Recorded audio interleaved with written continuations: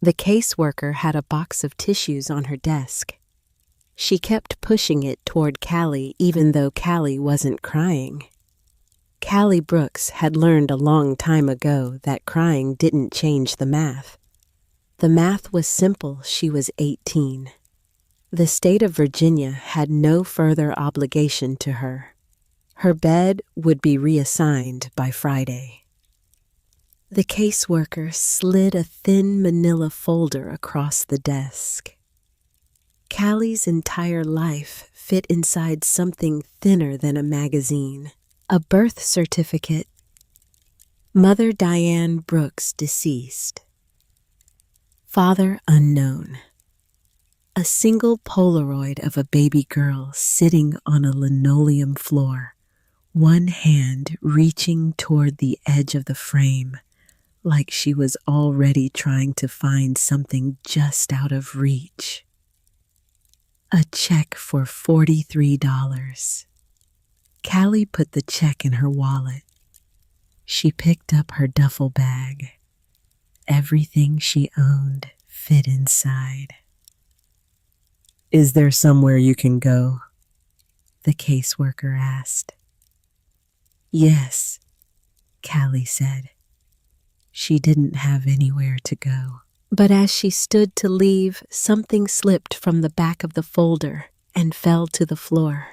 A scrap of paper, nearly illegible. The kind of note that survives only by accident. 2 words and a number. Station 7. Callie stared at it. The caseworker hadn't noticed. Callie folded the scrap and put it in her pocket. She didn't know why. She just knew she wasn't ready to let it go. The caseworker had a box of tissues on her desk.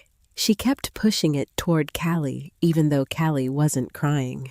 Callie Brooks had learned a long time ago that crying didn't change the math. The math was simple and clean and final. She was 18 years old. She had aged out of the Virginia foster care system, and the state had no further obligation to her. Her bed at Harwick Group Home would be reassigned by Friday. The caseworker had 3 more folders waiting on the corner of her desk. 3 more kids behind Callie in the hallway. 3 more conversations exactly like this one before lunch. The caseworker's name was Donna. She had kind eyes and a practiced way of holding her expression steady while delivering news that wasn't kind at all. Callie had seen that expression before on the faces of social workers and school counselors and foster parents who were handing her off to someone else. It was the face people made when they wanted you to know they felt bad about something they were going to do anyway. Donna slid a thin manila folder across the desk. Callie's entire life fit inside something thinner than a magazine. She opened it slowly, not because she was afraid of what was inside, but because she already knew, and knowing didn't make it easier to see. A birth certificate, single page, the paper gone soft at the fold lines from years of being opened and closed. Mother Diane Brooks, deceased. Father unknown. Place of birth. Mercy General Hospital, Clarkwell, Virginia. Date, March 4th, 2006. A single Polaroid photograph. A baby girl on a linoleum floor in a kitchen somewhere, wearing clothes 2 sizes too big. One hand reaching toward the edge of the frame, like she was already trying to find something just out of reach. On the back, in handwriting, that wasn't Callie's, no name, no date, just a small star drawn in the corner with a ballpoint pen. 7 foster placement records on a single page. No notes explaining why any of them ended. They just ended each one a clean line of type name address dates like entries in a ledger that nobody had bothered to keep properly. A check for $43. Callie picked up the check and looked at it. The amount was her remaining allowance balance, Donna explained. The state would also provide a 30-day bus pass and a referral list for transitional housing programs in the county. Callie put the check in her wallet next to the Polaroid. She picked up her duffel bag. Everything she owned fit inside 2 changes of clothes. A toothbrush, a phone charger she hadn't been able to use in 4 days because the outlet in her room at Harwick had stopped working, and the maintenance request had been pending for 2 weeks. A paperback novel she'd been reading for 2 months because she kept losing her place. "Is there somewhere you can go?" Donna asked. "Yes," Callie said. She didn't have anywhere to go. She stood up and the folder slipped slightly in her hands, and something fell from the very back of it. A scrap of paper, small folded, twice the kind of thing that gets trapped in the spine of a folder and survives only by accident. It landed face up on the edge of Donna's desk. Callie reached for it before Donna could. The paper was old, the edges gone yellow, the ink faded to the color of a bruise. Most of it was illegible, but 2 words and a number were still clear enough to read. Station 7, Clarkwell. Callie stared at it. Donna looked up from the paperwork she'd already started filling out. "What is that?" "I don't know," Callie said. It wasn't quite a lie. She didn't know what it meant. She just knew the way she'd learned to know things after 18 years of reading rooms and reading people that it mattered. The same instinct that told her which foster fathers to avoid and which social workers actually read the files. The same quiet alarm that had kept her out of trouble through 7 placements and 4 different schools. She folded the scrap and put it in her jacket pocket. Donna watched her for a moment, then went back to her paperwork. Callie walked out. The hallway outside Donna's office smelled like institutional cleaning solution and old carpet. 3 kids sat in plastic chairs along the wall. A boy around 14 with headphones around his neck who wasn't listening to anything. 2 girls around 12 side by side, not talking. None of them looked up when Callie passed. She recognized the particular stillness of people waiting to hear news they already knew was coming. She pushed through the front door into the morning. The sun was out. The parking lot was half empty. A woman in scrubs was talking on her phone near a minivan, laughing about something. A man walked a dog along the sidewalk. The world outside the Department of Social Services building was proceeding normally in every direction, indifferent and intact, the way it always was. Callie stood on the front steps for a moment and let the sun hit her face. Then she reached into her pocket and took out the scrap of paper. Station 7, Clarkwell. She'd been born in Clarkwell. It said so on her birth certificate. She'd never been there. She'd been placed in foster care in Richmond and had moved through homes in Richmond and Roanoke, and once briefly in a town called Waverly that she barely remembered. Clarkwell was a name on a document, nothing more. She put the paper back in her pocket. She started walking. The first week was the worst because she kept expecting it to get easier. It didn't. She slept in a park behind a shopping center in Richmond, tucked beneath the overhang of a maintenance shed on the eastern edge of the property.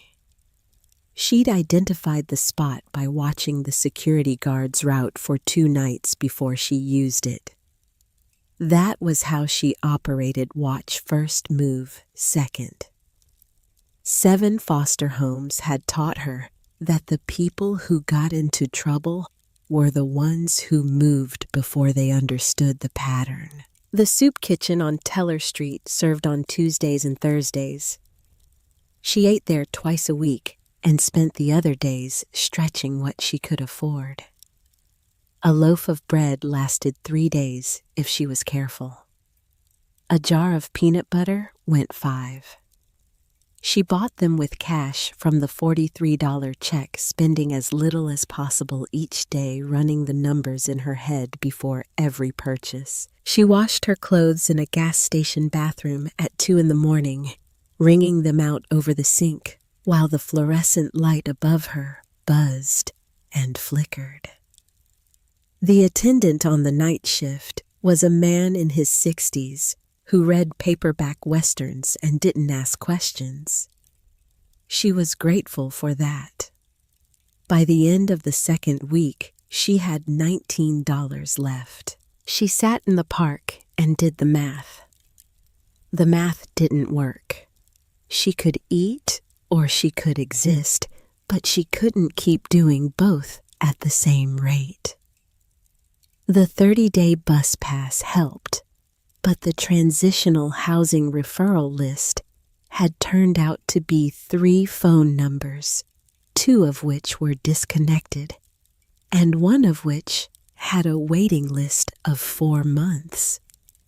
She wasn't angry about it. She'd stopped being angry about systems failing her somewhere around age 12.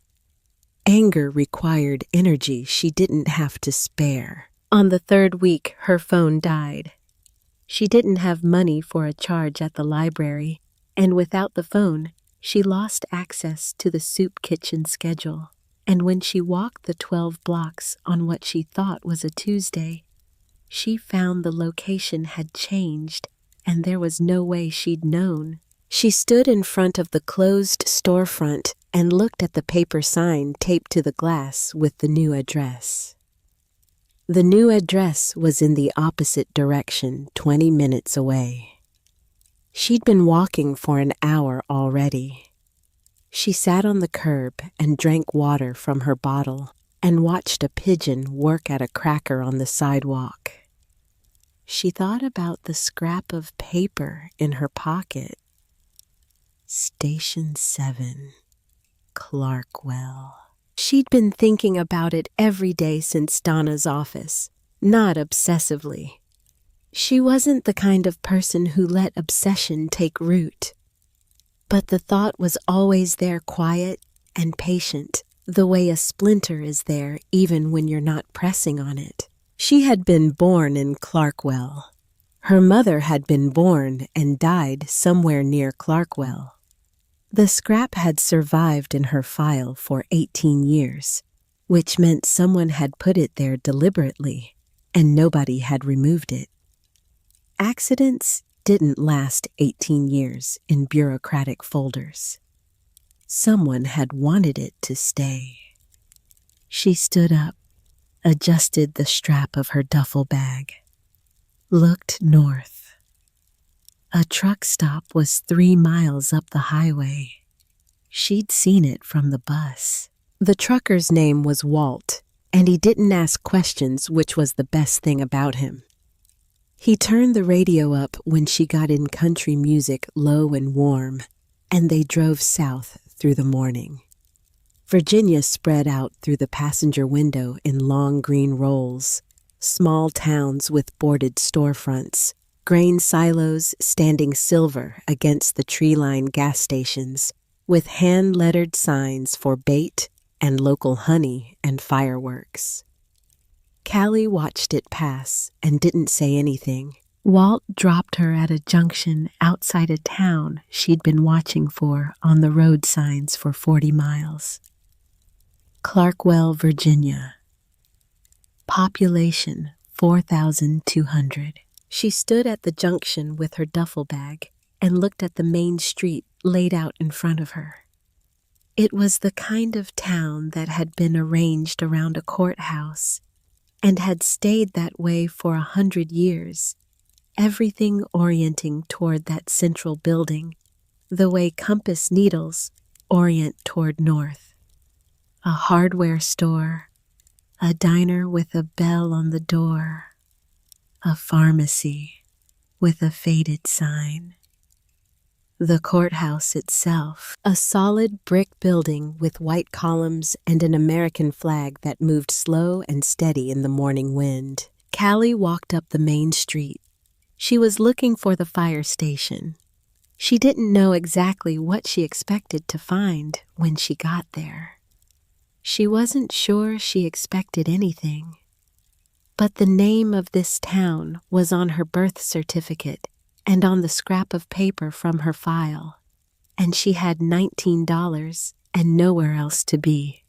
And sometimes the only useful move is the one that gives you more information than you currently have. She passed the courthouse and slowed down. There was a bulletin board mounted on the iron fence outside. Community notices, the kind that accumulate over weeks and months. Flyers for church rummage sales. A notice about a town hall meeting regarding road resurfacing a lost dog poster, with a photograph of a beagle that looked very sorry about something. And pinned near the bottom, slightly askew, a green sheet of paper. County tax auction. This Saturday, 10 a.m., 12 properties. She scanned the list. Most were vacant lots. A condemned house on Birch Street. A commercial property on the edge of town with no description. She read down the list slowly. The last entry. Former Fire Station Number 7, Halsey Road. Minimum bid, $10. She read it twice. Station 7. The number was the same. She reached into her jacket pocket and unfolded the scrap of paper from Donna's folder and held it next to the listing. Station 7, Clarkwell.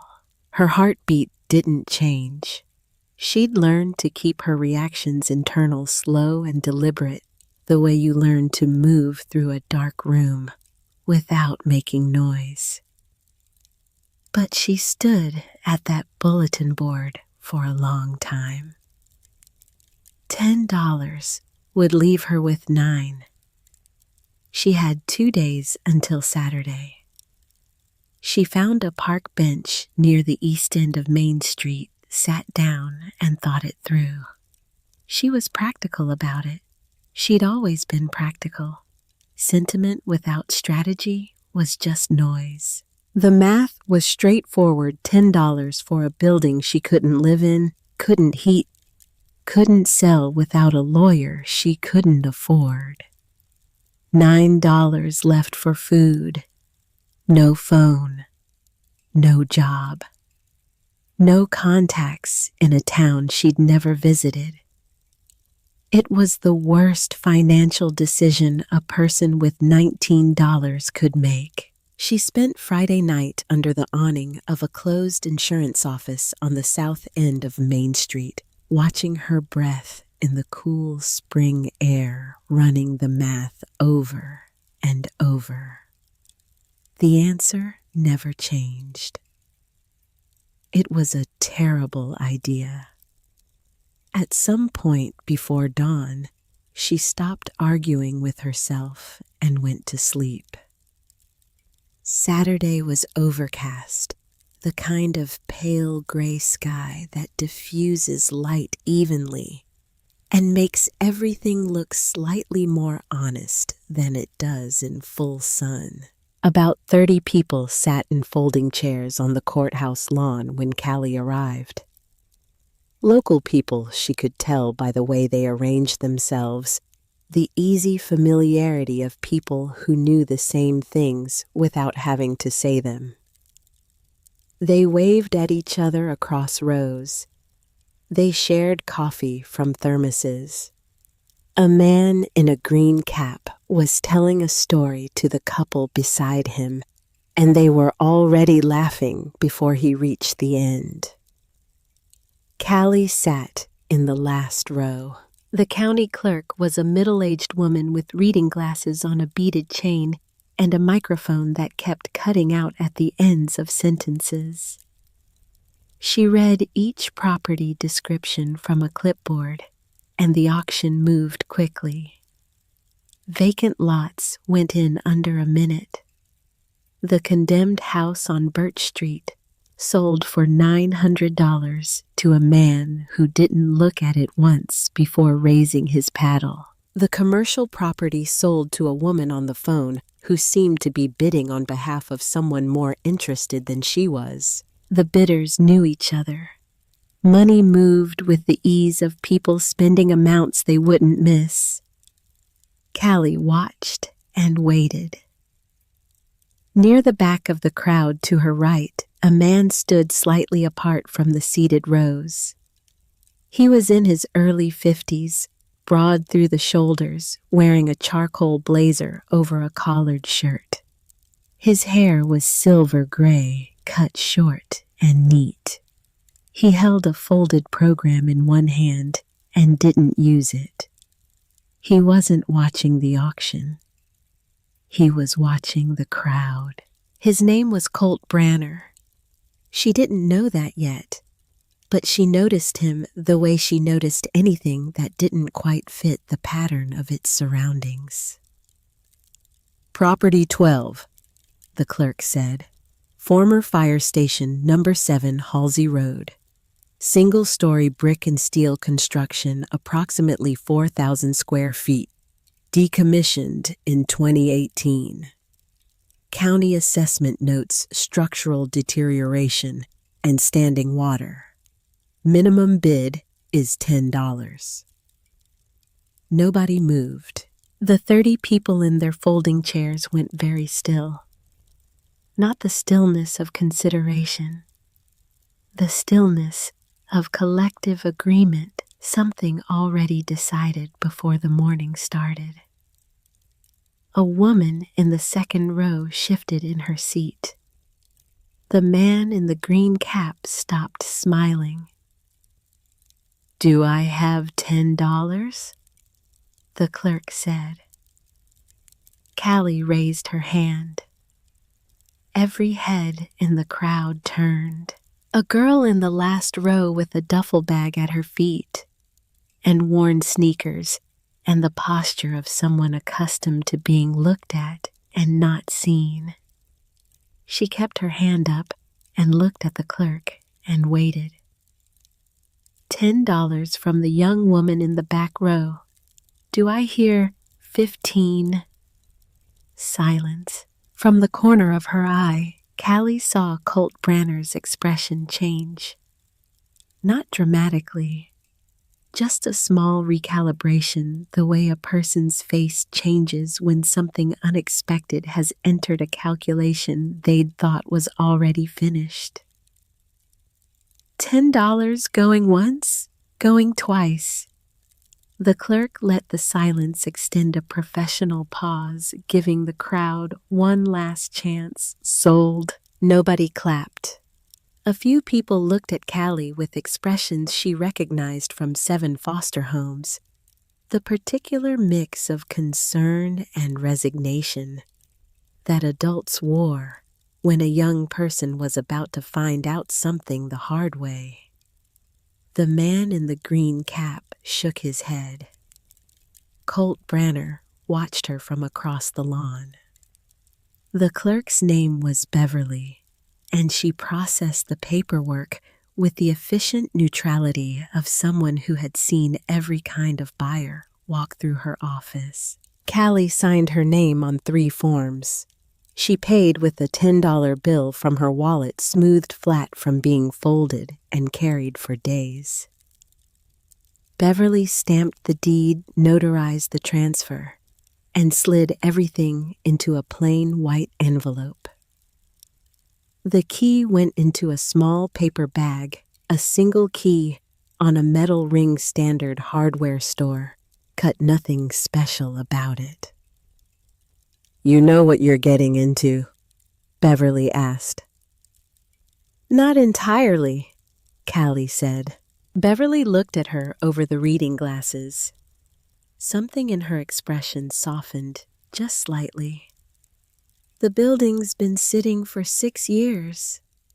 Water damage in the front bay. Roof held, but barely." She paused. "Good luck with that one." Callie put the envelope in her duffel bag and walked out into the gray morning. Halsey Road was 3 blocks south of the courthouse, cutting off the main street at an angle and running east toward the edge of town. Callie found the station at the end of it, set back from the road on a cracked concrete pad surrounded by weeds that had found every gap and fracture in the surface. She stood at the edge of the pad and looked at it. The building was brick dark red, faded to a rust brown by years of weather. 2 wide bay doors at the front, both jammed partway open. A flat roof. 4 windows along the south-facing wall, all of them broken or clouded to opacity.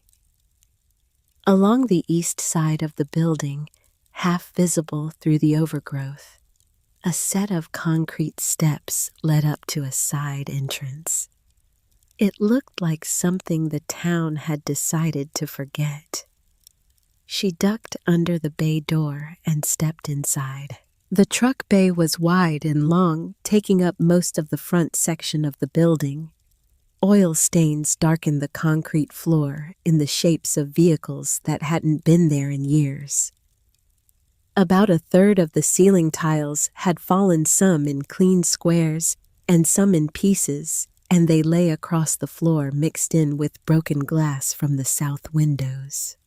At the far corner, near the drain, water had pooled and sat there still and dark. Callie set her duffel bag down on a dry section of floor and stood in the middle of the bay. She'd spent weekends from ages 10 to 12 on job sites with her third foster father, a man named Wendell, who ran a small renovation company, and put her to work carrying materials and watching him work.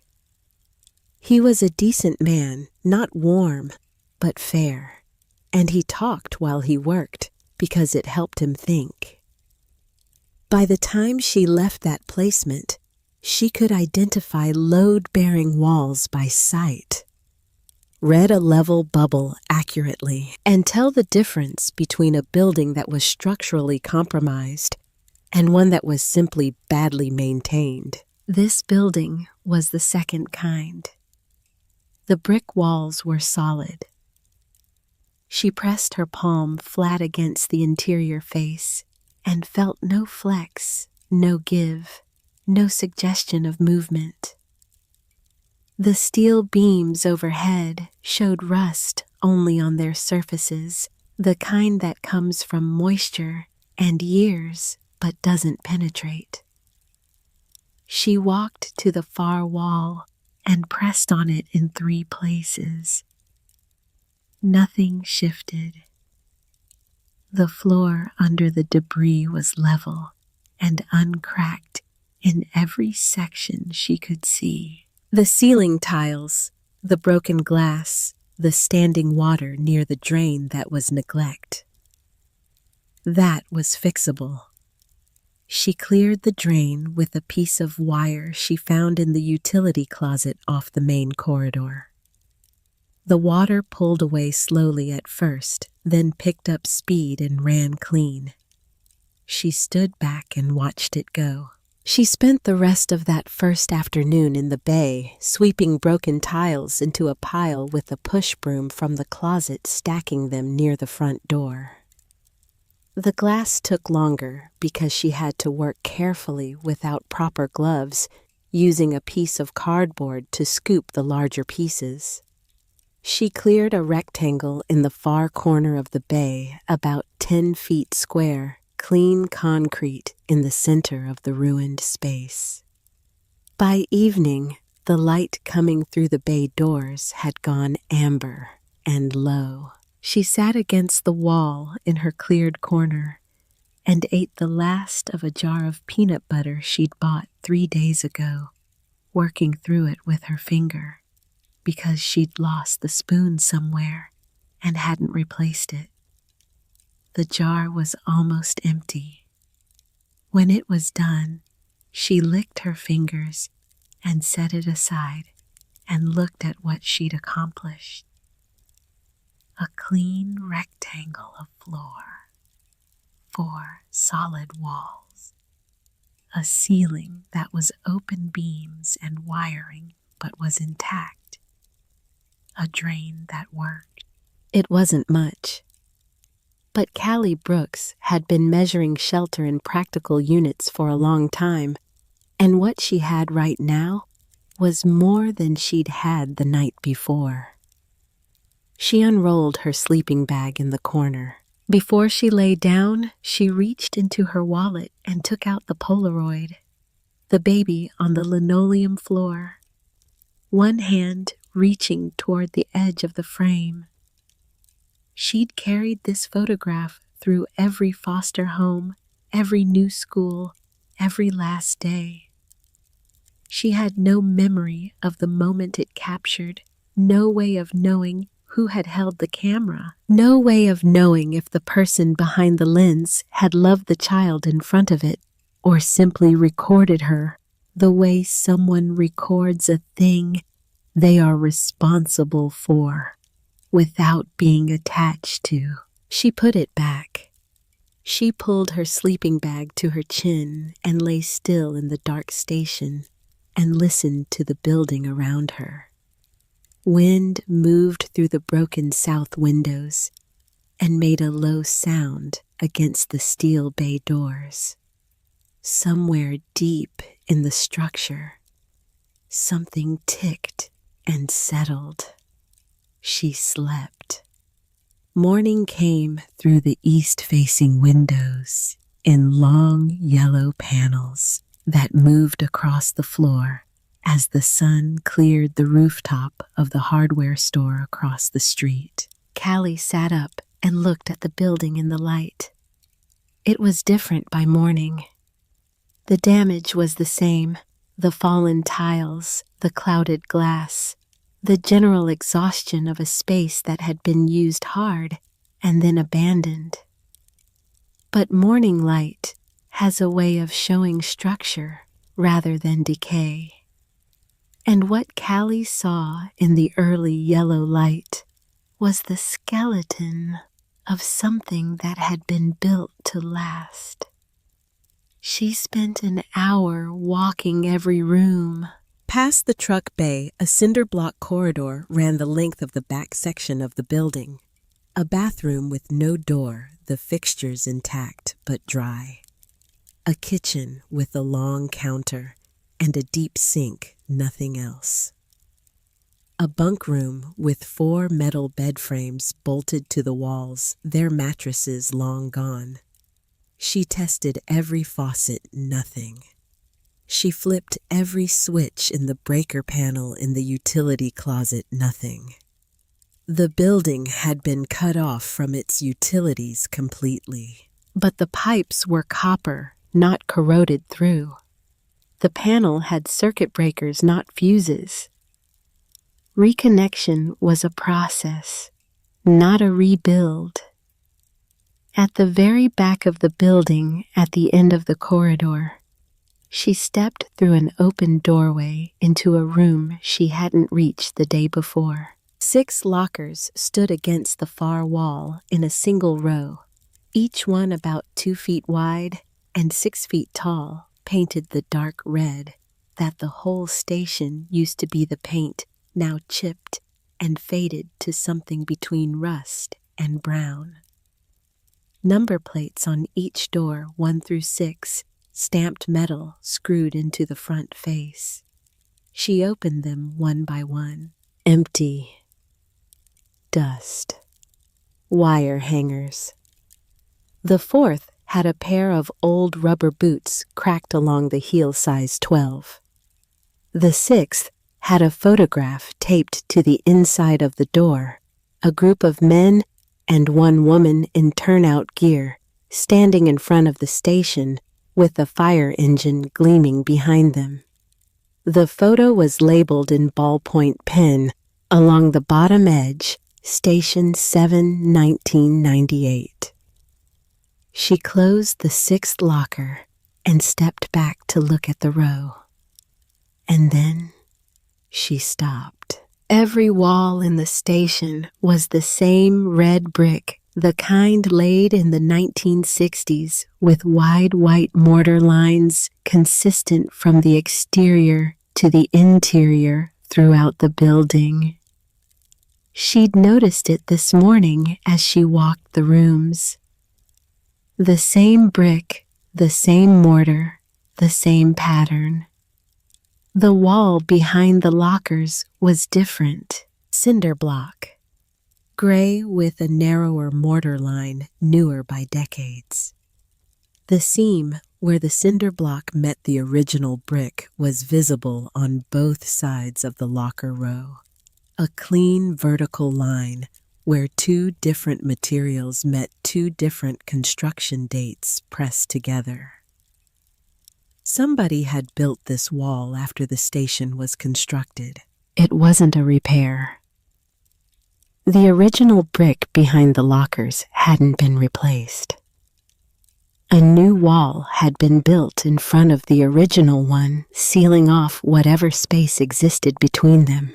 Callie pressed her palm flat against the center of the cinder block. Cold, colder than the brick on the adjacent walls, which had absorbed the morning sun. She moved her palm to the left toward the end of the locker row and knocked with her knuckle. Solid. Moved further left, past the end of the last locker, and knocked again. Hollow. She got down on her hands and knees and looked under the locker row. At the base of the wall, on the far left side, where the last locker stood, there was a gap between the bottom of the cinder block and the concrete floor. 1/2 inch, no more. She put her fingers to the gap. Cool air moved against her hand. Steady, even patient. The kind of flow that comes from a sealed space that has been sitting at a constant temperature for a long time, undisturbed and waiting. There was a room behind this wall. She stood up and tried to pull the last locker away from the wall. The locker didn't move.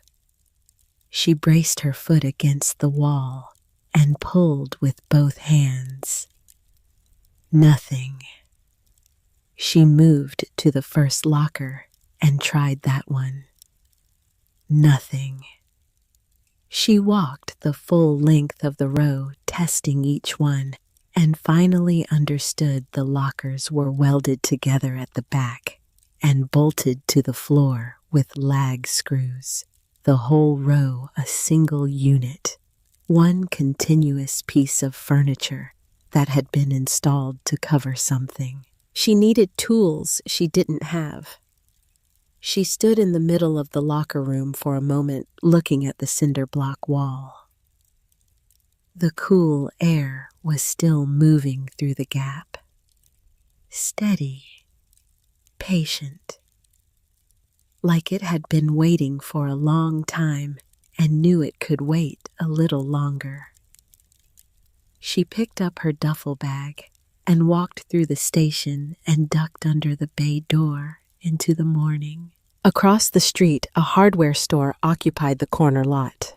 The sign above the door read, "Sully Hardware," in hand-painted block letters, the paint built up in layers from years of repainting thick at the edges. A sandwich board on the sidewalk advertised key cutting and chain by the foot. A bell rang when she pushed the door open. The store was narrow and deep shelves stacked from floor to ceiling in a system that made sense to someone who had arranged it and to no one else. The smell was clean and particular machine oil and cedar and something metallic. A radio behind the counter played a country station at low volume. A man stood behind the register. He was around 58, broad-shouldered, with reading glasses pushed up on his forehead, and the kind of hands that had worked with tools for decades. He looked up when Callie walked in. He didn't say anything for a moment. Just looked at her the way people in small towns look at a face they haven't seen before cataloging it. "Help you," he said. "I need a socket wrench set," Callie said, "and a pry bar." He came around the counter and led her down the second aisle without asking what she was working on, which she appreciated. He pulled a red plastic case from the shelf and handed it over. 3/8 and 1/2 inch drive. That'll handle most bolts up to 3/4 inch. He turned and looked at her directly for the first time. "What are you working on?" "The fire station across the street." Something moved in the man's face. A shift, small and quick, the way a person's expression changes when a word lands with more weight than expected. "You're the one who bought it at the auction," he said. "Word travels fast. Town this size, there isn't much else to talk about." He looked at the socket set in her hands, then at her. "Price on that is $22. "I have 9, Callie said. She didn't elaborate or explain. She'd learned that the more you explained a lack, the more uncomfortable it made the person you were explaining it to, and that discomfort rarely worked in your favor. The man looked at her for a long moment. He looked out the front window at the station across the street. Then he looked back at her. "Take the set," he said. "Bring it back when you're done with it." "I'll pay you back," she said. "Whatever it costs." "I know." He held out his hand. "Garrett Sully. I own the place." She shook it. "Callie Brooks." Something happened in Garrett Sully's face when she said her last name. It was very fast and very controlled, the kind of reaction a person has when they've been waiting for something and it finally arrives and they've prepared enough that they can contain it. He turned away before she could read it fully. Walked back behind the counter. On his way, he stopped at a small refrigerator against the side wall, opened it, and took out a brown paper bag. He set it on the counter next to the socket set. "Sandwich," he said. "My wife makes extra. Ham and Swiss." Callie looked at the bag. She hadn't eaten since the last of the peanut butter the night before. "Thank you," she said. "Don't thank me." He went back to what he'd been doing behind the counter, not looking at her. "Just bring the tools back." She picked up the socket set and the paper bag. She was almost at the door when he spoke again quietly, the words aimed somewhere between her and the floor. "Callie." She turned. He was looking at the counter, not at her. His jaw was set, and his eyes were careful in the way of a man who is deciding how much to say and how soon. "You have Diane's eyes," he said. The store was very quiet. "Who is Diane?" Callie said. Garrett Sully finally looked up at her. His expression was steady and controlled, and underneath it somewhere deep and old, there was a grief that had nothing to do with the present moment. "Go work on your station," he said. "Come back this afternoon." She stood in the doorway of Sully Hardware for another second, the tools in one hand and the paper bag in the other, the bell above the door waiting to ring. Then she walked out. She sat on the concrete pad in front of the station and ate the sandwich, slowly watching the street. Ham Swiss mustard on wheat bread. A small bag of potato chips folded into the paper bag. A bottle of water. She ate every bite and tried to remember the last time someone had given her food without asking for paperwork first. Then she went to work. The lag screws holding the locker row to the floor were 3/8 inch rusted solid, but the socket wrench had leverage on its side. She worked the first screw for 15 minutes, soaking it with water from her bottle, waiting, turning, waiting again. When it finally gave, it came loose with a sound like something exhaling. By the third locker, she had the technique. The rust was consistent, and she could predict how long each bolt needed to soak, how much pressure to apply, and at what angle before it would release. 7 lockers, an hour and 40 minutes of steady, methodical work. Each locker scraped against the concrete floor with a sound that went through the whole building as she dragged it away from the wall. When the last one was clear, she stood back. The cinder block wall stood fully exposed, and in the center of it, previously hidden behind the 3rd and 4th lockers, now completely visible, was a door. Heavy steel painted the same dark red as the lockers, the paint gone dull and matte with years. No visible handle on the outside, just a keyhole and a deadbolt plate. Stenciled across the upper center of the door, in white letters, so faded, she had to step close and angle toward the light to read them. Chief. And below that, in smaller block type, private. She tried the auction key. Wrong cut entirely. She picked up the pry bar. The gap between the door and the frame was narrow, but the bar found it on the second try. She leaned her full weight into the first pull. The door held. The second pull. The frame groaned, and the deadbolt plate shifted slightly in its mount, the screws moving in their holes. The third pull, all her weight, and then more her heels lifting from the floor.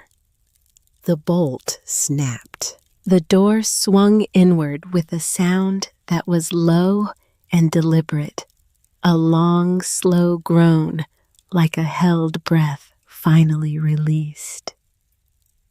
Cool air poured out over her. It carried the smell of old paper and metal and something else, something harder to name, the particular dryness of air that has been sealed in one place for a very long time and preserved everything it touched exactly as it was. Callie stood in the doorway and looked in. A metal desk against the far wall, its surface covered in papers arranged in overlapping stacks as if someone had been working and stepped out for a minute and never came back. A rolling chair pushed back from the desk at an angle tilted slightly, as if the last person to sit in it had stood up quickly.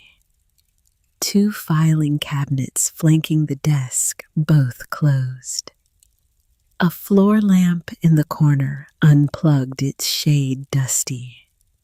Photographs covering every inch of the walls, framed photographs, 20, 30, 40 of them, firefighters in turnout gear group portraits. Individual shots, newspaper clippings mounted under glass. A calendar hung on the wall above the desk, its page showing a month and year, October 2016. The dust on every surface was fine and perfectly even, undisturbed. Nobody had stood in this room in years. The cinder block wall and the steel door had kept the weather out completely, and time had been stopped in here as effectively as if the room had been sealed in amber. Callie stepped inside. She moved to the desk and stood over it. The papers were fire department documents, inspection reports, equipment, maintenance logs, volunteer training records. She moved them carefully aside.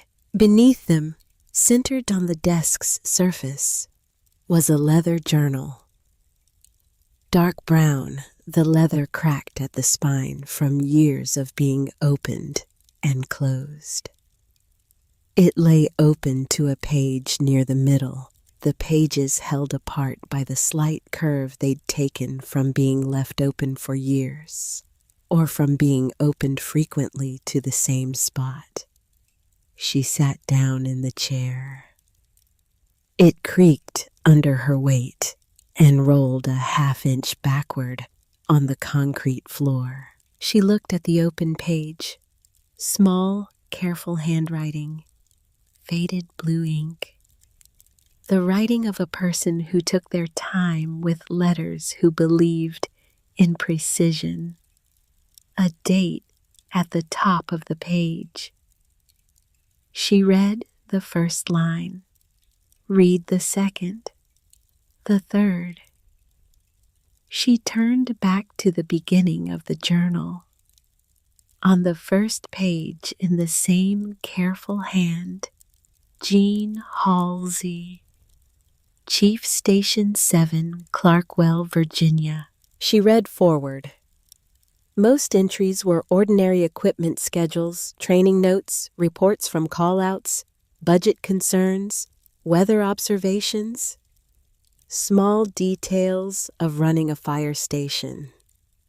But at intervals throughout the pages, certain entries were marked with a small red star drawn in the margin. Those entries were different. Dollar amounts, names, dates. April. Something 2009, $300 to a family on Oak Street whose insurance claim had been denied. November 2011, covering a funeral cost for a widow 2 blocks from the station. Fund balance noted carefully at the bottom of each starred entry. She read for a long time. The afternoon light shifted through the small window set high in the cinder block wall, moving from yellow to orange as the hours passed. She turned pages. 2 names appeared more than any others, circled or underlined each time they appeared. Ray, Diane. Gene Halsey wrote about Ray Brooks as the best Finnish carpenter he'd ever known. A man who showed up every Saturday morning before anyone else and left after dark, who rebuilt the bay doors and rewired the kitchen and fixed the plumbing twice when the county said there was no budget for a contractor. He wrote about Diane Brooks as a nurse with the hands of someone born to the work, who had joined the volunteer squad because Ray asked her to and become the station's best medic inside of 3 months. He wrote about the day Callie was born in March of 2006, a cold afternoon. Ray pacing the station parking lot on the phone for 2 hours before coming inside to tell anyone. He wrote about the yellow nursery. He wrote about Diane bringing the baby to the station in a car seat and setting her on his desk while she ran drills. Callie's throat had closed. She kept reading. She turned to a page with a red star in the margin. The date at the top, October 14th, 2006. 3 sentences. Ray and Diane Brooks did not die in a fire. They ran into one. The girl's name is Callie. She sat very still in Gene Halsey's chair and looked at those 3 sentences for a long time. Then she stood up slowly and walked to the wall of photographs. She moved along it. Decades of firefighters in this station, their names on small brass plaques beneath each frame. Some young, some gray, some groups, and some individuals. She didn't recognize any of them. She moved down the wall, scanning. Near the corner, hung slightly lower than the photographs around it, was a smaller frame. She almost passed it. She stopped. A man and a woman, both in volunteer turnout gear, the gear slightly too large on both of them in the way of people who are new to it. The man had dark eyes and a wide grin, his arm around the woman's shoulders. The woman stood with one hand on her hip, looking at the camera with an expression of absolute calm. The kind of calm that comes not from the absence of feeling, but from the presence of certainty. Callie turned the frame over. On the back, in Gene Halsey's careful hand, Ray and Diane Brooks. Station 7, September 2005. She stood in the sealed room with the photograph in her hands. She reached into her jacket pocket and took out the Polaroid she'd carried for 18 years. The baby on the linoleum floor, one hand reaching toward the edge of the frame. She held them side by side in the light from the high window. The man in the photograph had dark eyes. She had dark eyes. The woman had a particular set to her jaw, a specific angle. Callie had looked at her own reflection in enough gas station mirrors to know what her jaw looked like. The baby in the Polaroid had both of these things. She stood there for a long time. The cool air moved around her, steady and patient. Outside, Clarkwell went about its Saturday in the ordinary way, indifferent and intact. Inside Station 7, Callie Brooks held a photograph of 2 people she had never known and understood with the particular clarity of a thing that has been true for 18 years and is only now being seen exactly where she came from. She stayed in the sealed room until the light through the high window turned gray. She didn't move much. She sat in Jean Halsey's chair with the photograph of Ray and Diane Brooks in her hands and let the weight of it settle the way you let your eyes adjust to a dark room, not forcing it, just waiting for the shapes to become clear on their own. She had their names now. Ray and Diane Brooks, volunteer firefighters. Station 7, Clarkwell, Virginia. She had their faces. The dark eyes from her father. The jaw from her mother. The particular calm in Diane's expression that Callie had always thought was just her own strange personality, this capacity for stillness under pressure, this refusal to panic when things fell apart. It wasn't strange. It wasn't random. It came from somewhere. It came from the woman in this photograph. She set the frame carefully back on the wall, exactly where she'd found it. She placed the Polaroid from her wallet beside it on the narrow ledge of the frame mount the baby, and the parents separated by 18 years and 4 inches of wall space. Then she picked up the journal and took it to the corner of the room near the window, where the last of the light was still usable, and kept reading. Jean Halsey had been running this station for 40 years.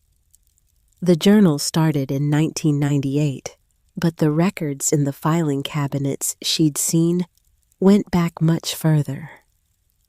He wrote in the journal the way a good doctor keeps notes, precise, unemotional, factual. But on the starred pages, the ones that tracked the fund, the tone shifted. Something warmer came through. He didn't editorialize, but he paid attention. He recorded not just what the money covered, but what the family had been facing and what covering it meant. A furnace replaced in January for an elderly couple on the north end of town. The notation said only cold winter. They would not have asked. Nobody should have to ask. 3 months of grocery deliveries to a family of 5 after the father's work accident left him unable to drive. No name on the recipient, just the dates and the amounts and a single line at the end. The children don't know where the food comes from. That's fine. They just know it comes. Jean Halsey had spent 40 years making sure people in Clarkwell didn't fall all the way to the bottom without somebody catching them. And he had done it with the particular grace of a man who understood that the most useful kind of help is the kind that doesn't require the recipient to feel diminished by receiving it. She closed the journal when it got too dark to read. She lay down on her sleeping bag in the outer locker room, the door to Jean's office open so the slightly warmer air could circulate. She looked at the ceiling for a long time. She thought about the photograph. She thought about the 3 sentences on the starred page. She thought about Garrett Sully standing behind his counter saying, "You have Diane's eyes," with the expression of a man who had been waiting to say that for a very long time. She needed more. The journal was one voice, careful and precise and partial. It told her who Jean Halsey believed Ray and Diane Brooks were. But there were people in this town who had known them, who had stood next to them, who remembered what they sounded like when they laughed. She fell asleep with that thought and woke up with it still there, steady and clear, the first concrete direction she'd had since walking through the station's bay doors. Morning was cold. She washed her face with water from the bottle she'd refilled at the park fountain the evening before, changed into her second set of clothes, ran her fingers through her hair. She looked at her reflection in the bathroom mirror, the glass streaked and barely functional, and tried to see what Garrett Sully had seen. "You have Diane's eyes." She picked up the journal and crossed the street. The bell above Sully Hardware's door rang at 8:45 in the morning. Garrett was behind the counter with a cup of coffee and an inventory sheet, and he looked up when she came in. His face did that thing again, that small, controlled reaction, and then settled. She set the journal on the counter in front of him. He looked at it, looked at her, set his coffee down. "You found the office," he said. "Tell me about them," Callie said. "Ray and Diane." Garrett Sully was quiet for a moment. He took his reading glasses off his forehead and set them beside his coffee, a gesture that looked like preparation, like a man getting ready to carry something heavy. "Sit down," he said. There was a wooden stool on the customer side of the counter. Callie sat. Garrett looked at the journal for another moment. Then he looked at her. "Ray Brooks came to Clarkwell from Charlottesville in 2002, he said. He was 24.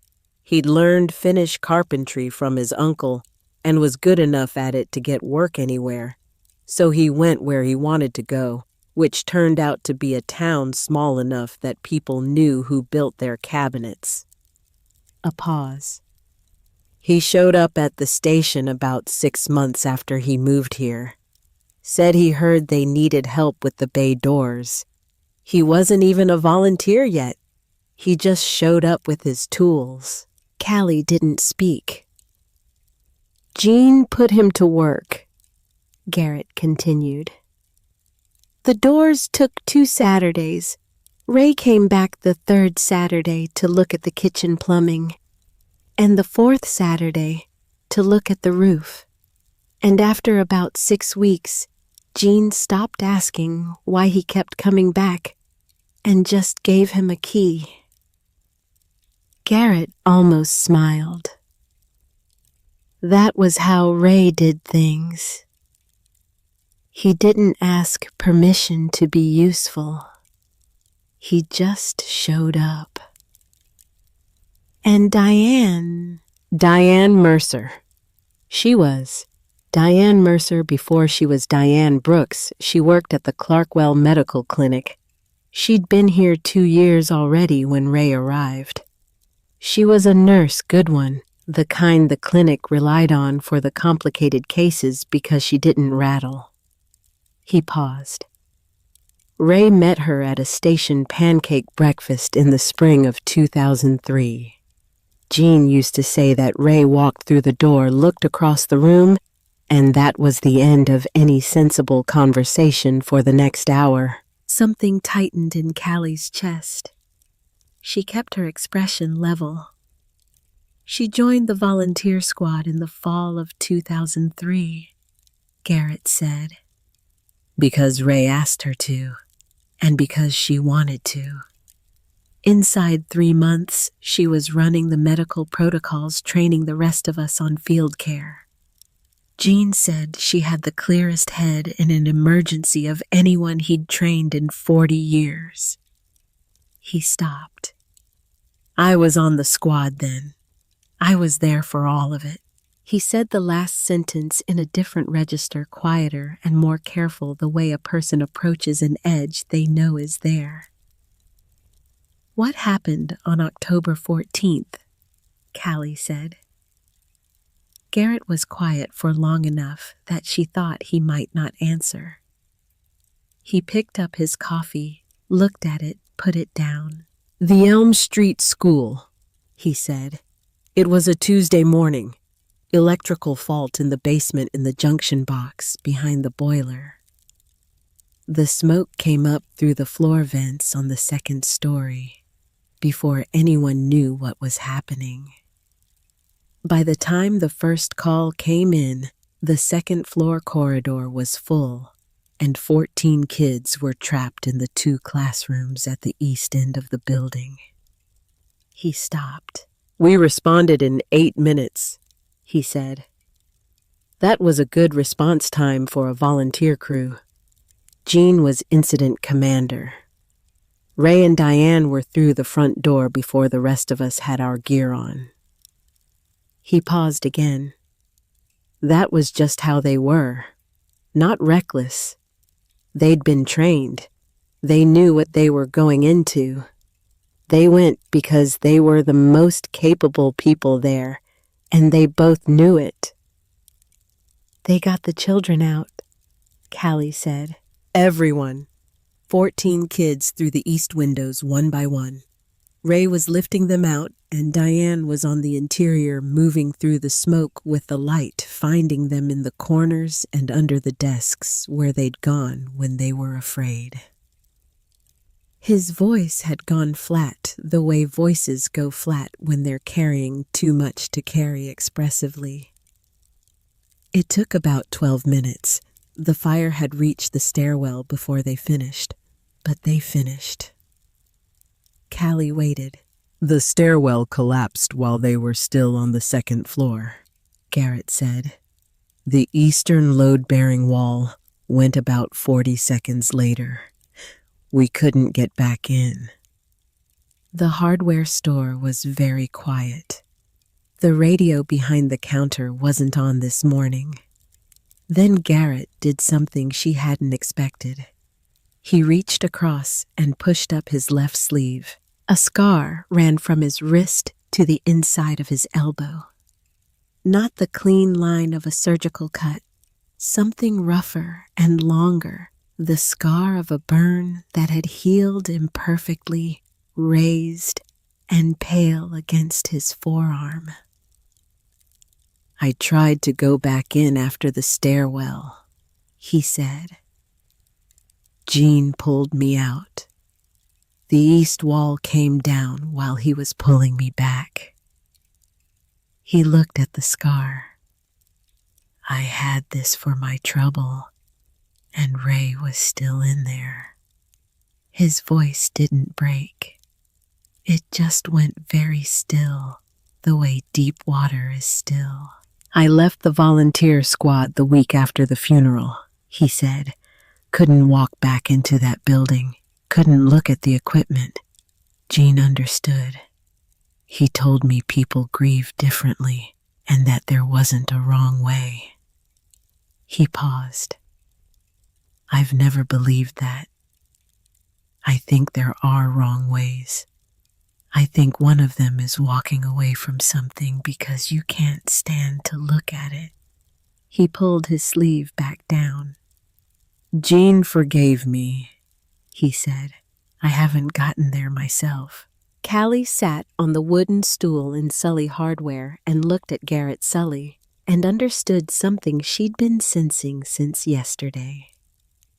This town was full of people who had been carrying October 14th, 2006 for 18 years, in the particular private way of people who have no formal structure for their grief, because the people they were grieving weren't famous or celebrated just good.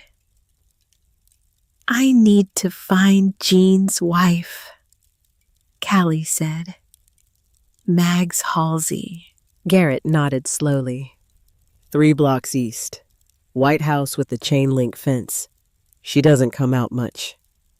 He said it as a statement of fact, not a warning. Then he looked at her directly. "She's been waiting for you," he said. "She just didn't know what you'd look like when you came." The house was white with a chain-link fence along the front.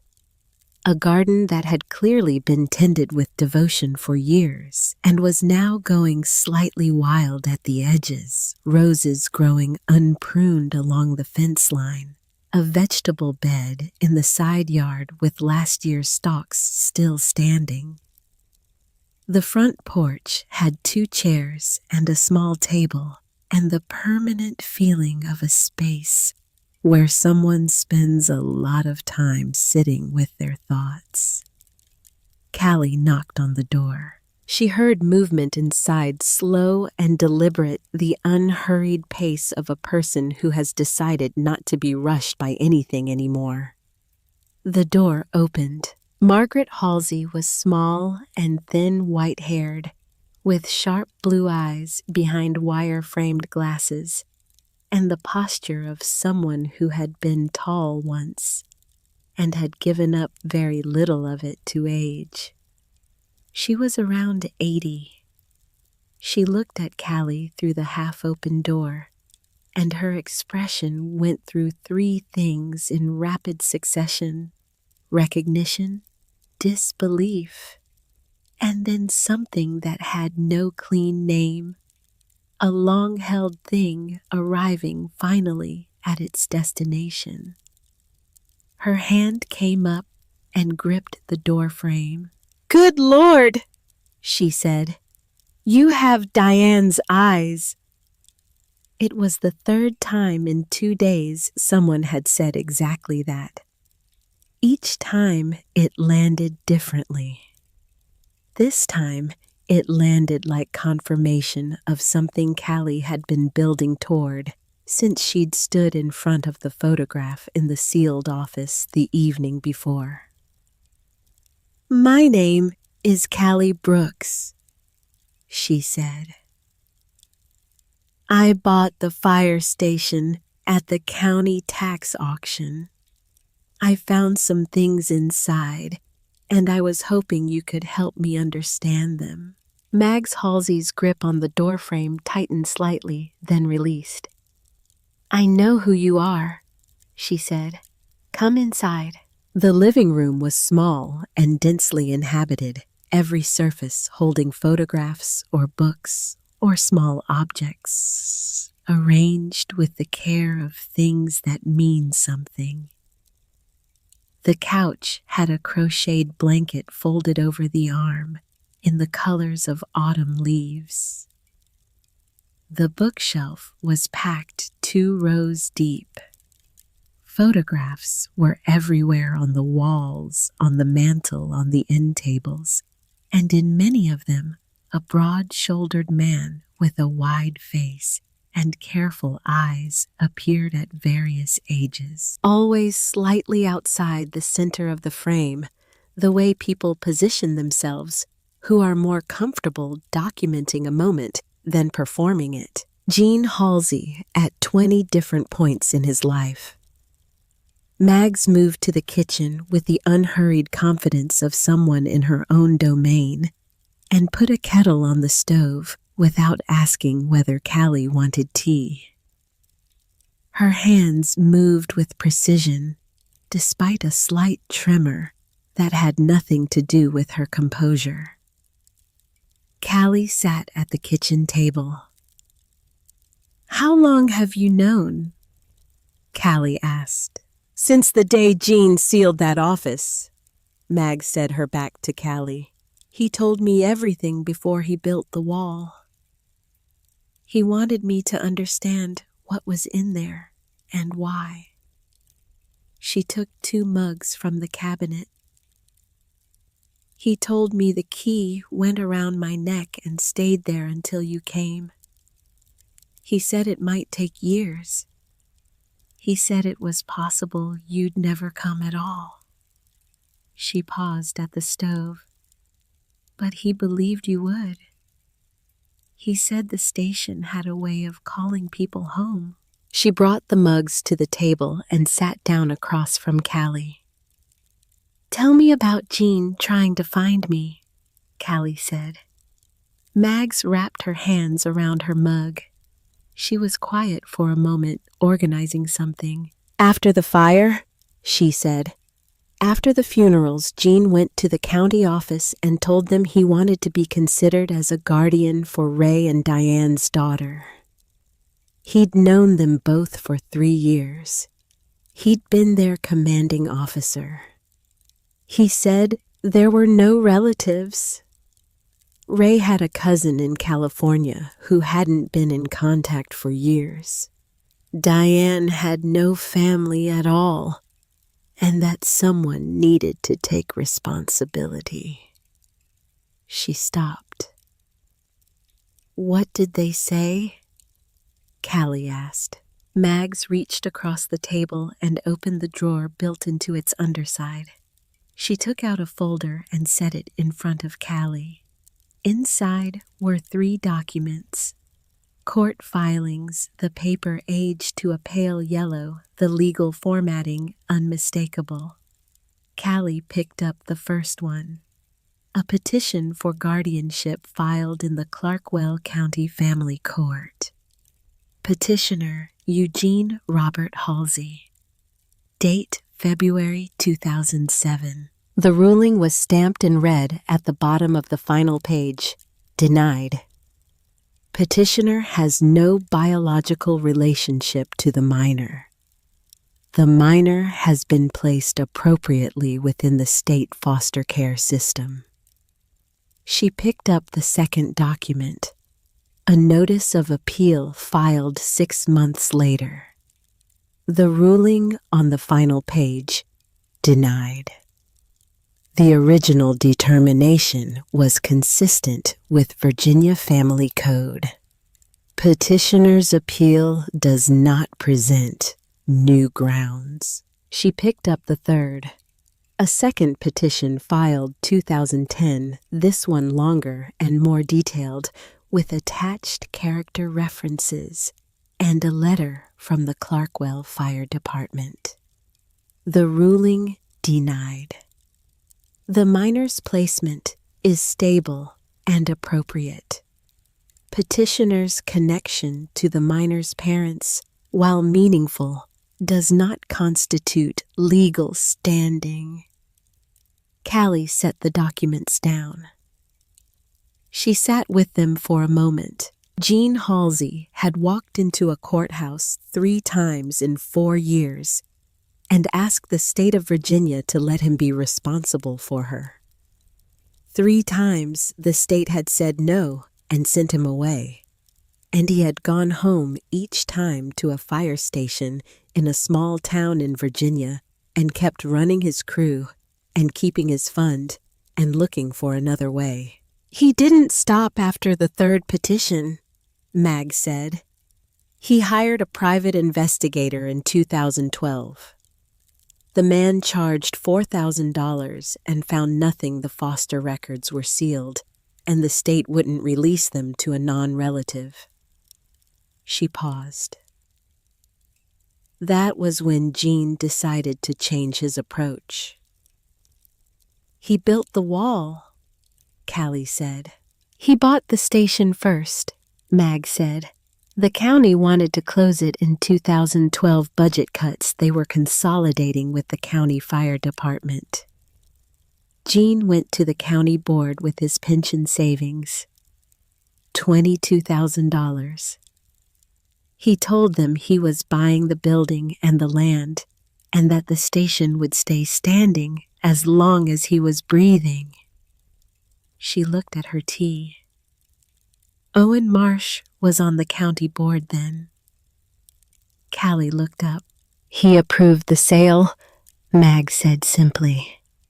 Gene made sure the deed was recorded correctly and the trust provisions were drawn up by a lawyer in Richmond. Everything was done properly. Owen signed it. She said Owen's name with a particular care that told Callie there was more to say about Owen Marsh and that Mags was choosing her order deliberately. Then Gene built the wall, Callie said. He did it himself, Mag said. 3 weekends. He said he wanted to know that no one could get in accidentally. That if you came, you'd have to want it enough to look. She looked at Callie steadily. He was right about you. He died in 2016, Callie said. It wasn't a question. The calendar in the sealed office, 8 years. Heart attack, Mags said. In the garden on a Tuesday morning in October. He'd been working on the rose bushes. She said it without flinching, the way a person says a thing they've said to themselves so many times it has worn smooth. He told me the week before that he felt like his time was short. He gave me the key then. He showed me the letter he'd written and where everything was in the safe. She paused. He said when the girl finds it, she'll know she was never forgotten. The kitchen was quiet. The clock above the stove ticked steadily. Callie looked down at the 3 court documents still spread in front of her. 3 attempts. 18 years of a different kind of trying. $22,000 of a man's pension. A sealed room and a brass key worn smooth from 8 years against an old woman's skin. He loved them, Callie said. Ray and Diane. Yes, Mag said. And you. She said it simply with no performance. Just a fact stated plainly by a woman who had no reason left to soften things or make them easier. Callie looked at the table and was quiet for a long moment. She was not by nature or practice a person who accepted comfort easily. 18 years in the foster system had trained her to be cautious of warmth that came from people who might need something from her or who might leave. She'd learned to receive kindness with a part of herself slightly held back enough to cushion the eventual withdrawal. But Mags Halsey was 80 years old and sitting across a kitchen table in a house where every photograph on the wall was a record of love that had lasted, and she had nothing left to need from anyone. And when she said, "And you," she meant it the way Gene Halsey had meant everything he'd written in that journal carefully and without requiring acknowledgement. Callie sat with it. "There's something else," Mag said. She stood slowly, moved to the kitchen counter, opened a drawer, came back with a second folder. This one more recent, the paper white rather than yellowed. She set it in front of Callie without speaking. Inside was a letter on legal stationery dated 2021 from a property development firm in Richmond called Branner Commercial Group, addressed to the Clarkwell County Tax Office. Callie read it. The letter asserted that a prior lien existed on the parcel at Halsey Road property of the former Station 7 and requested that the county note this encumbrance in any future tax proceedings. She looked up. Colt Branner, Owen Marsh's son, Mag said. He's been trying to get that parcel for 2 years. He wants to build a mixed-use development on that block. The station is the last piece he needs for his parking structure. She paused. The prior lien claim is a fabrication.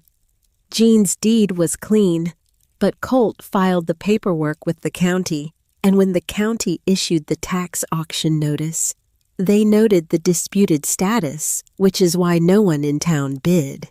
They didn't want to inherit a legal fight. Callie looked at the letter again.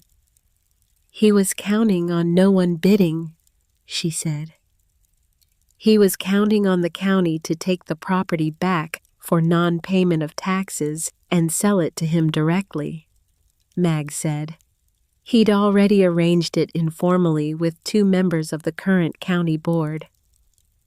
She looked at Callie over her glasses.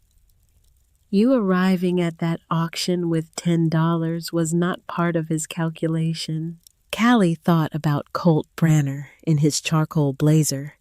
standing slightly apart from the folding chair crowd, watching the proceedings with the ease of a man who already knows the outcome. She thought about his face when she raised her hand. The small recalibration. "The deed Jean recorded," she said, "and the trust provisions.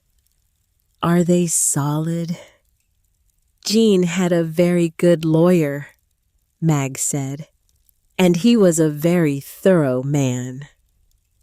Callie closed the folder. She was building something in her mind the same way she'd built her understanding of the station's structure on that first afternoon, piece by piece, testing each element, not moving to the next one until the current one was stable. She understood the station now. She understood Jean Halsey. She understood in the way you understand something that has always been true and is simply being confirmed, where she came from and who had made her. What she didn't have yet was the full story of October 14th, 2006. She needed that, not for practical reasons. She needed it the way you need to see a thing completely before you can carry it properly. "Mags," she said, "will you come to the station?" Mags looked at her. "I haven't been back since Jean sealed the office," she said. 8 years. "I know," Callie said. "Will you come anyway?" Mags looked at her hands on the table, at the mug of tea going cool in front of her, at the window above the sink through which the side yard was visible, the overgrown vegetable beds, and the unpruned roses, and the garden that had been going slowly wild for 8 years. She stood up. "Give me a moment to get my coat," she said. They walked the 3 blocks side by side, Mags with her cane and Callie with the leather journal tucked under her arm, moving at the pace Mag set, which was unhurried and steady. Main Street was quiet in the morning. A few cars moving the diner, doing breakfast business. A man with a ladder leaning against the pharmacy facade, touching up the sign lettering. Callie noticed people noticing them as they passed, quick looks, the particular attention of a small town tracking an unusual combination. When they reached the station, Mag stopped at the edge of the concrete pad. She looked at the building for a long moment. Her expression was difficult to read, not blank, but held very still, the way a person holds something fragile. "He spent more time here than at home," she said finally. "I used to tell him the station was his real home. He'd say, 'Mags, the station is everybody's home. That's the whole point.'" She stepped forward. "All right." They went in through the bay door together. Mags moved slowly through the building, touching the walls as she went, running her fingertips along the brick in the corridor, pausing in the doorway of the bunk room, looking at the locker room with the 6 red lockers now pushed to the side wall in a row. She didn't comment on any of it. She was having a private conversation with the place that Callie wasn't part of, and Callie didn't try to enter it. At the door to the chief's office, Mag stopped. The steel door was still open where Callie had left it, swung inward, the dim interior visible beyond. Mags stood in the doorway and looked at the desk, the chair, the photographs covering the walls. The calendar stopped in October 2016. Her hand went to the doorframe. She stood there for a full minute.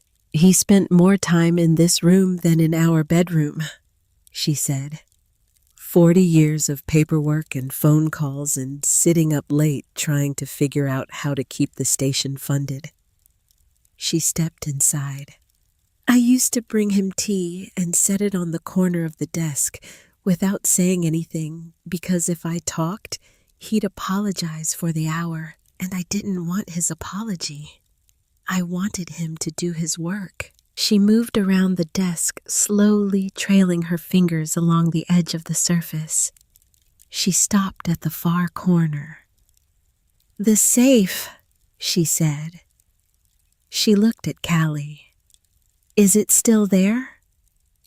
Callie moved to the desk and looked underneath. Bolted to the concrete floor, gray steel the size of a small microwave, was the safe she'd noticed on her first visit to the office and hadn't been able to open. A keyhole in the front face, no combination dial. It's there, she said. Mags reached up to the collar of her shirt and drew out a thin chain. On the end of it, a small brass key worn to a smooth shine from years against her skin. She unclasped the chain with careful fingers. She held the key out to Callie. Callie looked at it. It was small and ordinary, and it had been worn against an 80-year-old woman's chest for 8 years because a man had asked her to keep it until the right person came. She took it. She knelt in front of the safe. She set the key in the lock. The first turn met resistance, the internal mechanism stiff from years of disuse. She held the key steady, applied, even pressure didn't force it. The lock turned. The safe door swung open. Cool, slightly different air came out the preserved interior smell of something undisturbed for a long time. Inside 3 items. Each one placed separately and with intention, the way a careful person arranges things they expect to matter. A leather document folder, dark brown, the leather cracked at the spine. A thick manila envelope sealed. A white envelope sealed with wax that had yellowed to the color of old paper. Across the front, in the same careful handwriting as the journal, Callie Brooks. Mags made a small sound. She lowered herself into the chair on the far side of the desk, moving slowly, and pressed her hands flat on the surface. Her eyes were on the white envelope. Callie lifted the 3 items out and set them on the desk. She opened the leather document folder first.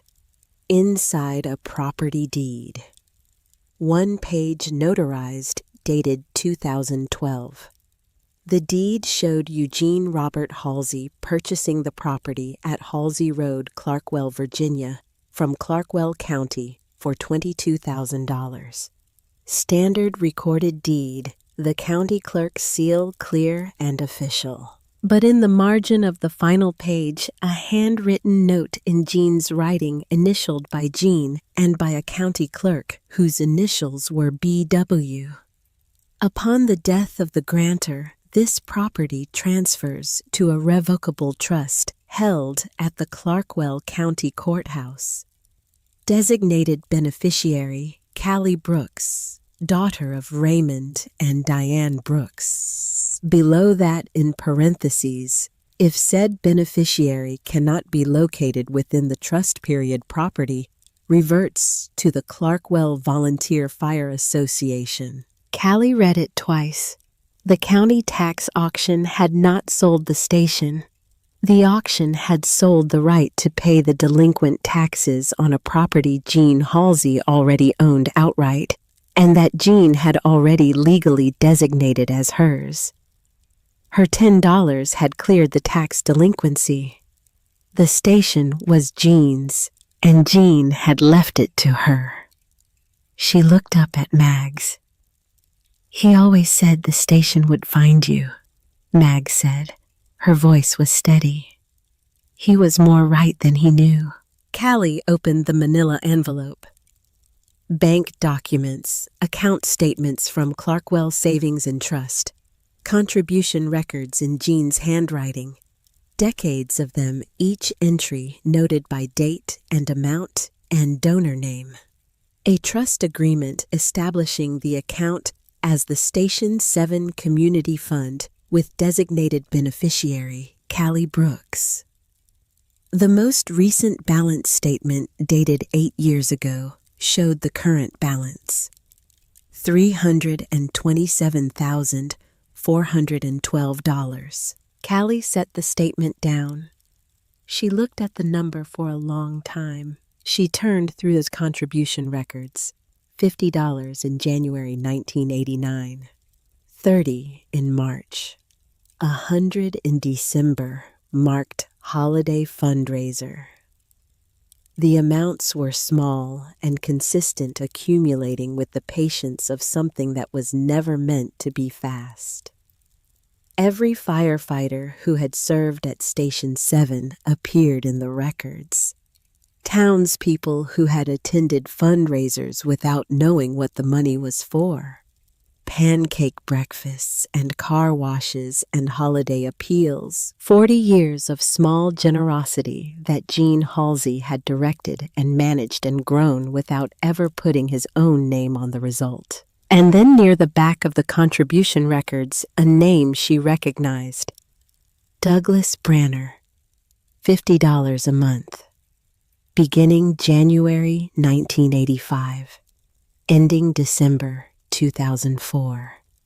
20 years. She kept looking.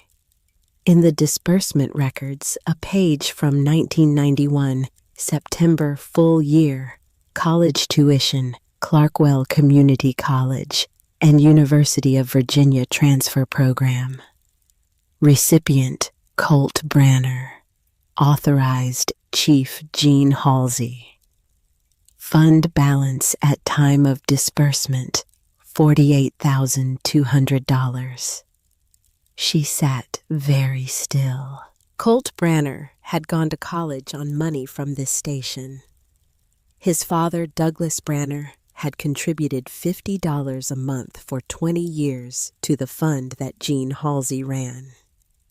And when Colt Branner needed college tuition in 1991, Jean Halsey had authorized the fund to cover it the way he'd covered medical bills and funeral costs and emergency housing for families throughout the town quietly and without requiring thanks. Colt Branner was currently trying to seize the station through a fraudulent lien claim. Colt Branner had been a county board member in 2012 and had signed the deed that transferred the station to Jean Halsey. Colt Branner knew exactly what the station was and exactly what Jean had built there because Jean had helped pay for the education that allowed Colt to become the kind of man who could file fraudulent property claims. Callie closed the contribution records carefully. She picked up the white envelope. Her name in Jean Halsey's handwriting. She looked at Mags. "Can I read it to you?" she said. Mags pressed her lips together. She nodded. Callie broke the wax seal and slid out 2 folded pages handwritten on both sides. The ink the same faded blue as the journal, the writing slower and more deliberate than the journal entries. The writing of a man who had taken his time and weighed each word. She unfolded the pages. She began. "Dear Callie, I don't know how old you'll be when you read this. I've spent 18 years looking for you. If you're reading this, the station found you instead." Her voice was steady. She kept it steady. Your parents were Ray and Diane Brooks. Ray was a carpenter and the finest volunteer firefighter I ever had the privilege of training. Diane was a nurse and the bravest woman I have known in my life. They served at this station for 3 years, and they loved every minute of it. They loved the work, and they loved the people, and they loved each other in the uncomplicated way of two people who are entirely certain. When you were born in March of 2006, Ray painted the nursery yellow because Diane said yellow was the color of patience. She brought you to the station in a car seat and set you on my desk while she ran training drills. You were the most content baby I have ever seen. You watched everything with those dark eyes, and you never seemed frightened by any of it. Callie's voice caught on the last sentence. She held it, kept reading. On October 14th, 2006, the Elm Street School caught fire during the school day. 14 children were trapped on the second floor. Your parents were the first through the door. They got every child out. Every single one. 14 children carried through windows and down ladders while the building burned around them. The stairwell collapsed before they could come down. Your mother and father did not die in a fire, Callie. They ran into one because there were children inside who needed them. There is no better way to say who they were. There is no more complete description of two people I have ever written. She stopped. The kitchen clock ticked in the outer room. Mags had both hands over her mouth. The tears moved quietly down her face. Callie breathed, looked at the page, continued. I tried to find you after the fire. I went to the county. I went to the state. I filed petitions and appeals. I hired a man to search. The system had rules I couldn't get past, and I ran out of legal avenues after 4 years. I kept trying in other ways. I want you to understand something about the fund. I started it 40 years ago because I believed that every community needs a structure that catches people before they fall all the way to the bottom. Small contributions from every firefighter, every fundraiser, every person who bought a pancake or had a car washed on a Saturday morning. We helped families with what the insurance didn't cover and the government didn't reach. I never put my name on any of it. People receive help more easily when they don't have to say thank you to a specific face. After Ray and Diane died, I set aside the largest portion for you. It is not charity. It is what your parents earned by the way they lived. Every firefighter who contributed knew part of the fund was designated for Ray and Diane's daughter. They gave willingly. They have been giving willingly for 18 years. This town remembers your parents. Not loudly, but it remembers. I bought this station because the county wanted to tear it down. I could not allow that. This is where your parents worked and trained and fell in love and left from on the morning they saved 14 children. If I cannot bring them back, I can at least ensure that the place where they lived their best lives stays standing until you find it. The deed is in the safe. The fund is in the safe. Use them however you judge right. Help people. Build something that lasts. Be the kind of person your parents would recognize. I spent 18 years looking for you, Callie. I hope you found your way here. Jean Halsey, Chief Station 7, Clarkwell, Virginia. She folded the pages. The room was very quiet. Outside, the street went about its morning the way it always did. A car passed. Someone's screen door banged shut in the middle distance. The ordinary sounds of a day proceeding. Inside the sealed office, Callie Brooks sat in Jean Halsey's chair, with his letter in her hands, and Mags Halsey sat across the desk, with her hands pressed flat on the surface where Jean had worked for 40 years, and neither of them spoke for a long time. There was nothing that needed to be said immediately. The letter had said what needed to be said with the precision and care of a man who had written it, knowing he would not be there when it was read, and had written it anyway, in the full belief that the right person would find it. He had been right. Mags reached across the desk finally and took Callie's hand.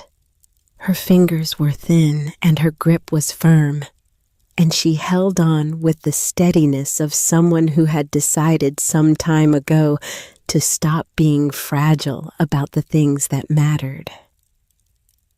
He was right about you, she said. Callie looked at her. You found your way here, Mag said. With $10 and a scrap of paper and nothing else. He always said you would. She squeezed once and let go. He knew you before you knew yourself. The late morning light came through the high window of the sealed office and fell across the desk, and across the 3 items Callie had taken from the safe, and across the open pages of Jean Halsey's letter. Across the street, Garrett Sully was opening the hardware store for the morning. 3 blocks east, the roses along Mags Halsey's fence were blooming in the spring air. In the truck bay of Station 7, the light came through the east windows the way it had on Callie's first morning, long and yellow and honest. Callie Brooks sat in the station that had been waiting for her and held the letter from the man who had never stopped looking and understood for the first time in 18 years the full shape of what she had come from. She sat in Jean Halsey's chair until the light through the high window moved from morning to midday, reading the contribution records from the beginning. Not the way she'd read them the first time, scanning for amounts and names and the general shape of what Jean had built. This time, she read them the way you read something you intend to be responsible for, slowly, with attention to every detail, understanding that each entry represented a real family in a real moment of need, and that the thing she was inheriting was not money, but a practice, a 40-year commitment to the idea that a community's job is to catch its own. Mags had gone home after an hour, moving slowly but steadily back down the 3 blocks, her cane on the sidewalk. Before she left, she had stood in the doorway of the office and looked at the photographs on the walls one final time. He would have liked you, she said. It was a simple thing to say, and it was the most precise thing anyone had said to Callie in 18 years. She worked through the records methodically. The fund had dispersed money to 214 families over 40 years. Medical bills, funeral costs, emergency housing, car repairs for people who needed a vehicle to keep a job. 3 college tuitions, 17 Christmas assistance grants, each one small enough that the recipient might have convinced themselves it was a coincidence. Nothing was duplicated. Nothing was wasted. Every dollar was tracked in Jean Halsey's careful handwriting, accounted for, and justified the records of a man who took seriously the responsibility of managing something that didn't belong to him personally. Near the end of the disbursement records, in the final pages before Jean's entries stopped in late 2016, the entries grew shorter. His handwriting was the same, but the pace had changed the entries more spaced out, as if he was conserving something. The last entry was dated September 2016, 1 month before the calendar on the wall stopped. Deposit $800. Source Station Anniversary Fundraiser. Balance $327,412. Note: Fund is in good order. Waiting. Just that. Waiting. She closed the records. She looked at the safe, still open, the leather folder, and the manila envelope arranged on the desk beside Jean's letter. She looked at the photographs on the walls. She looked at the calendar. She made a decision. She picked up the disbursement records and walked out through the station, through the truck bay, into the afternoon. The Clarkwell Savings and Trust was on the main street 2 blocks north of the station, a brick building with a green awning and a door that rang a small bell when you pushed it open, very much like Sully Hardware across the street, as if the town had decided long ago that doors should announce arrivals. The bank manager's name was Harold Fenn, a compact man in his late 50s, with the careful energy of someone accustomed to delivering either good or bad news, and having learned to let the numbers speak before he did. He looked at Callie across his desk, and looked at the trust documents she'd placed in front of him, and read them without speaking for nearly 10 minutes. Then he looked up. "I'll need to verify identity and cross-reference the trust registration," he said. "Give me 20 minutes. He came back in 15. "The account is active," he said. "The trust provisions are valid and properly registered. The designated beneficiary is Callie Brooks, daughter of Raymond and Diane Brooks." He opened a folder. "Current balance as of this morning, with 8 years of accrued interest, is $327,412.31. He slid a printed statement across the desk. Callie looked at it. The number was the same as the statement in the safe, plus 8 years of interest that had added almost nothing, because Jean had never touched the principal, which meant the interest rate barely mattered, which meant Jean had been more focused on preserving what was there than growing it, which told her something important about his intentions. He hadn't been building a windfall. He'd been building a foundation.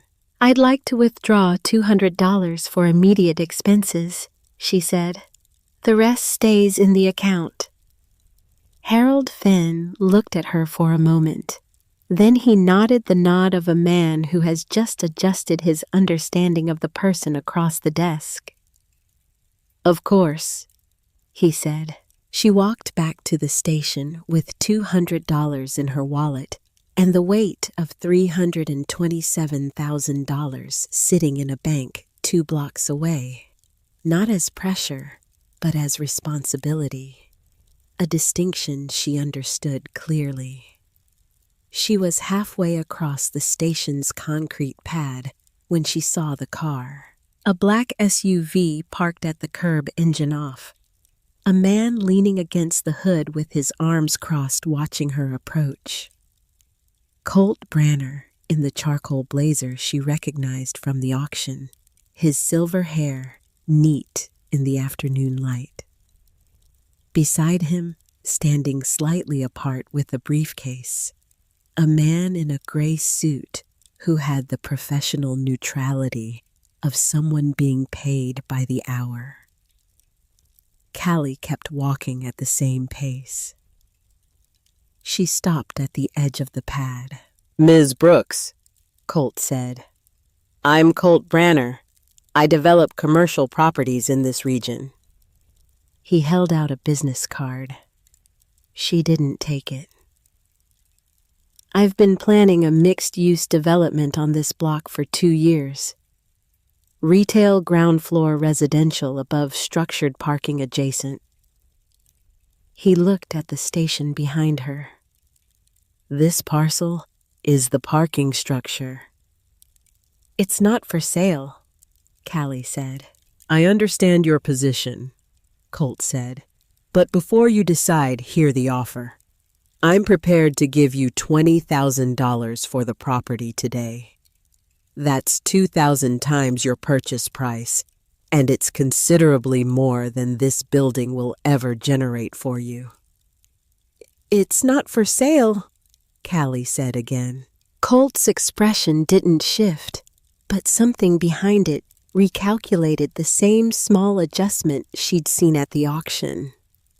He looked at her the way people look at something that isn't behaving according to the pattern they'd planned for. "Ms. Brooks," the man with the briefcase said. His voice was smooth and professional. "My name is David Wren. I represent Mr. Branner's development interests. We've filed a prior lien claim on this property with the county. It predates your tax auction purchase, which means the auction may not have transferred clean title. We're requesting that you voluntarily vacate and allow the county to revisit the sale." "The prior lien claim is fraudulent," Callie said. Both men were quiet. "That's a serious allegation," Wren said carefully. Callie went into the station. She went directly to the filing cabinet in Jean's office and opened the bottom drawer. She found what she needed in under 2 minutes. Jean's organizational system was precise, and she'd already read enough of it to navigate it. She came back outside with the leather document folder. She set it on the hood of the SUV in front of Wren. "Jean Halsey purchased this property from Clarkwell County in 2012 for $22,000, she said. "The deed is notarized and recorded with the county. The trust provisions transferring the property to me upon Jean Halsey's death are legally registered. There is no prior lien. There has never been a prior lien." She opened the folder to the second page. "This is the signature of the county board member who approved the 2012 sale." She pointed to the signature line at the bottom of the deed approval. Wren leaned forward and read it. His face did something careful and controlled. Colt Branner looked at the signature from where he stood. He already knew whose name was there. He'd signed it himself 12 years ago. His jaw tightened by 1 degree. "The deed is valid," Wren said. He was speaking quietly now to no one in particular, the way a lawyer speaks when he's establishing a position for himself rather than for his client. "Recorded with the county. Trust provisions are standard." He paused. "Mr. Branner, there's no cloud on the title. The prior owner purchased the property outright, and the transfer to the current owner is legally sound."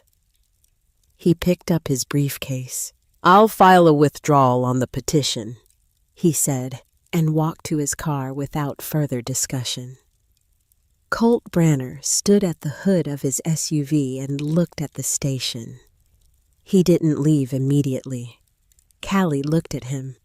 He was 52 years old and he had grown up in this town, and his father had donated $50 a month for 20 years to the fund that Gene Halsey ran. And somewhere in the accounting of all of that was something that hadn't yet been said. She went back inside. She came back out with the disbursement records open to the 1991 page. She set it on the hood of the SUV without speaking. Colt looked down. He read his father's name in the contribution column. He read his own name in the disbursement column. He read the amount, full-year college tuition, 1991. He read it again. The street was quiet. Wren's car had already pulled away. Somewhere down the block a truck passed, and the sound faded. The afternoon light was warm on the concrete pad. Colt Branner stood over the hood of his SUV and read his father's name and his own name and the notation authorized by Chief Gene Halsey, and didn't move for a long time. When he finally spoke, his voice had lost the professional smoothness it had carried since the auction. "I didn't know," he said. "Gene didn't tell people," Callie said. "That was the point." Colt looked at the station, at the brick walls darkened by weather, at the bay doors standing open, the interior visible beyond the cleared floor and the solid beams. He looked at it the way a person looks at something they've been telling themselves one story about for a long time and have just been given a different story that fits the facts better. "My father died on a call," he said. "House fire on the county road. I was 19. I came back from my first year of college and he was gone." He stopped. "I hated this station for 30 years. I told myself it took him from me. That the whole thing, the volunteering, the early mornings, the missed dinners, none of it was worth it." He looked at the record still lying on the hood. "I wanted to build something new here, something that had nothing to do with any of this. Put up walls and fill them with people who had no idea what used to stand here." Callie sat down on the front step of the station. After a moment, Colt moved away from the SUV and sat on the other end of the step. They looked at the street together. "The people this town doesn't talk about," Callie said, "are the ones who kept it standing." Colt was quiet for a long time. The afternoon moved around them. A woman walked past on the opposite sidewalk with a dog on a leash. The diner bell rang as someone went in. Colt Branner stood up eventually without announcing that he was leaving and got into his SUV and drove away. The disbursement records were still on the hood. Callie picked them up and took them inside. The next morning, she walked to the county courthouse and posted the contribution and disbursement records on the public bulletin board. All 8 pages photocopied from Gene's originals, the names and dates and amounts laid out in plain view. She added nothing. No headline, no explanation. Just the records themselves, 40 years of anonymous generosity made visible for the first time. She didn't know exactly why she did it. She thought about it on the walk back and decided it was because Gene had spent 40 years making sure nobody knew, and that had been right for the time and the purpose. But the time had changed. Gene was gone. The people who had received help and spent years quietly wondering who to thank deserved to know. And the people who had given deserved to be seen. She was back at the station working on the broken south windows, cutting plexiglass panels with a utility knife and a straight edge she'd borrowed from Sully Hardware when Garrett came across the street with a toolbox and a 6-foot level. He set the toolbox down on the pad and looked at the window she was working on. "You're measuring from the wrong edge," he said. "You'll get a gap at the top." "Show me," she said. He did. They worked on the windows together through the morning, not talking much. The comfortable silence of two people focused on a task. Garrett checked measurements twice before cutting anything, a habit so ingrained he did it without seeming to think about it. "Ray did that," Callie said, watching him.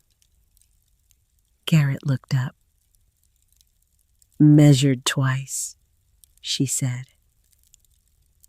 "You mentioned it." He looked at the level in his hand. He was worse than me about it. He'd measure 3 times if the first 2 didn't match. Said the only thing more expensive than taking your time was not taking your time. He set the level against the window frame. He was right about most things like that. They finished the south windows by noon.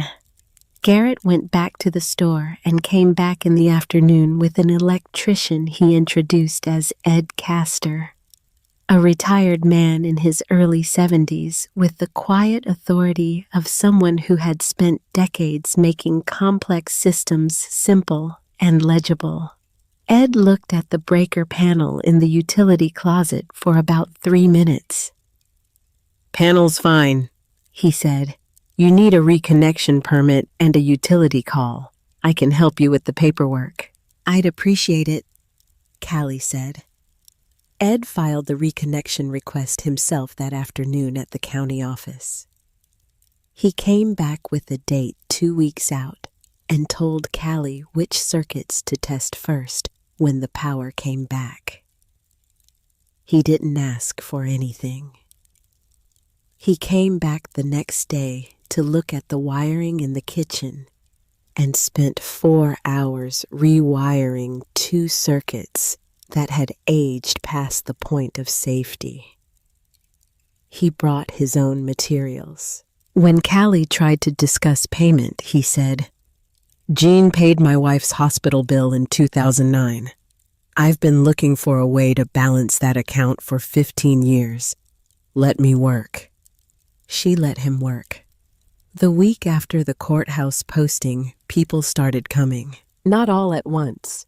1s and 2s on different days, pulling up to the curb or walking from down the street, stopping at the bay door and looking in.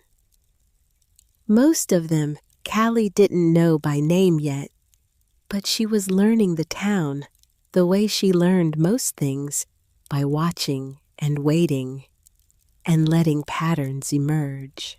A woman in her mid-40s who said Jean Halsey had covered her mother's hospital bill in 2003, and her family had never known who to thank.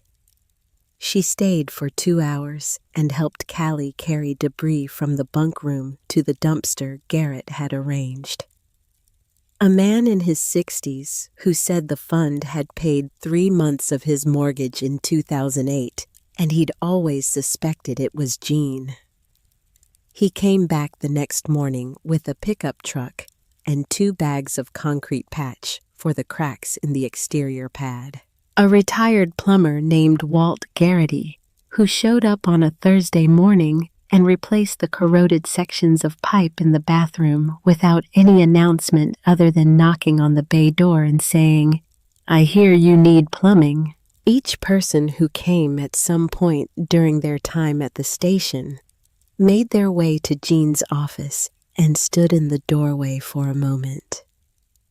looking at the photographs, reading the brass plaque Callie had found in the storage loft and mounted beside the doorframe Chief Eugene Robert Halsey, 40 years of service.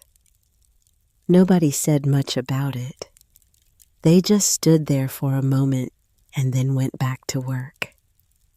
Colt Branner came back on a Saturday morning 3 weeks after the confrontation at the curb. He didn't drive the SUV.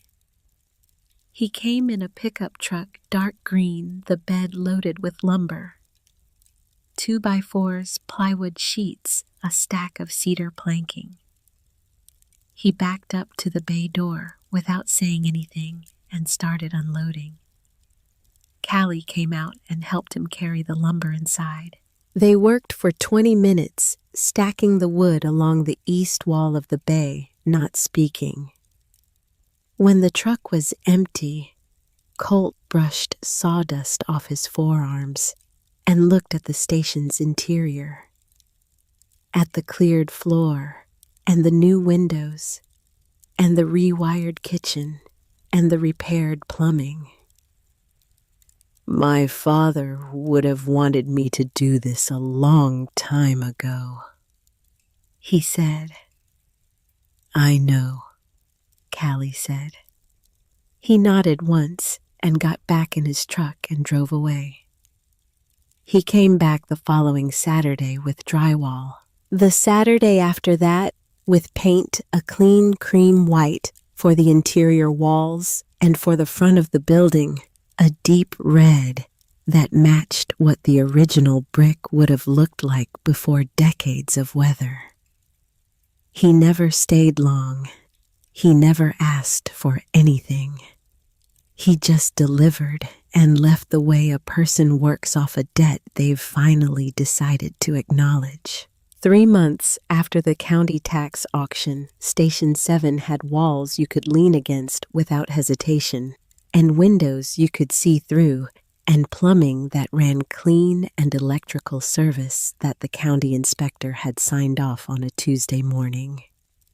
That Tuesday evening, Callie stood in the truck bay and flipped the main switch on the breaker panel. The fluorescent tubes came on one by one from the front of the bay to the back, each one flickering and then steadying the light spreading through the building the way water spreads across a level floor. It reached the corridor, the kitchen, the bunk room, the locker room, the sealed office where Gene Halsey's photographs still covered the walls. The building looked different when it was lit, larger, more possible. She stood in the center of the bay and let the light settle around her. Garrett was there. Ed Castor was there. Walt Garrity and the woman whose mother's bill Gene had paid, and the man who'd brought the concrete patch, and a dozen other people who had drifted in and out over the previous weeks, and somehow found themselves still present at the moment the lights came on. Nobody had planned it.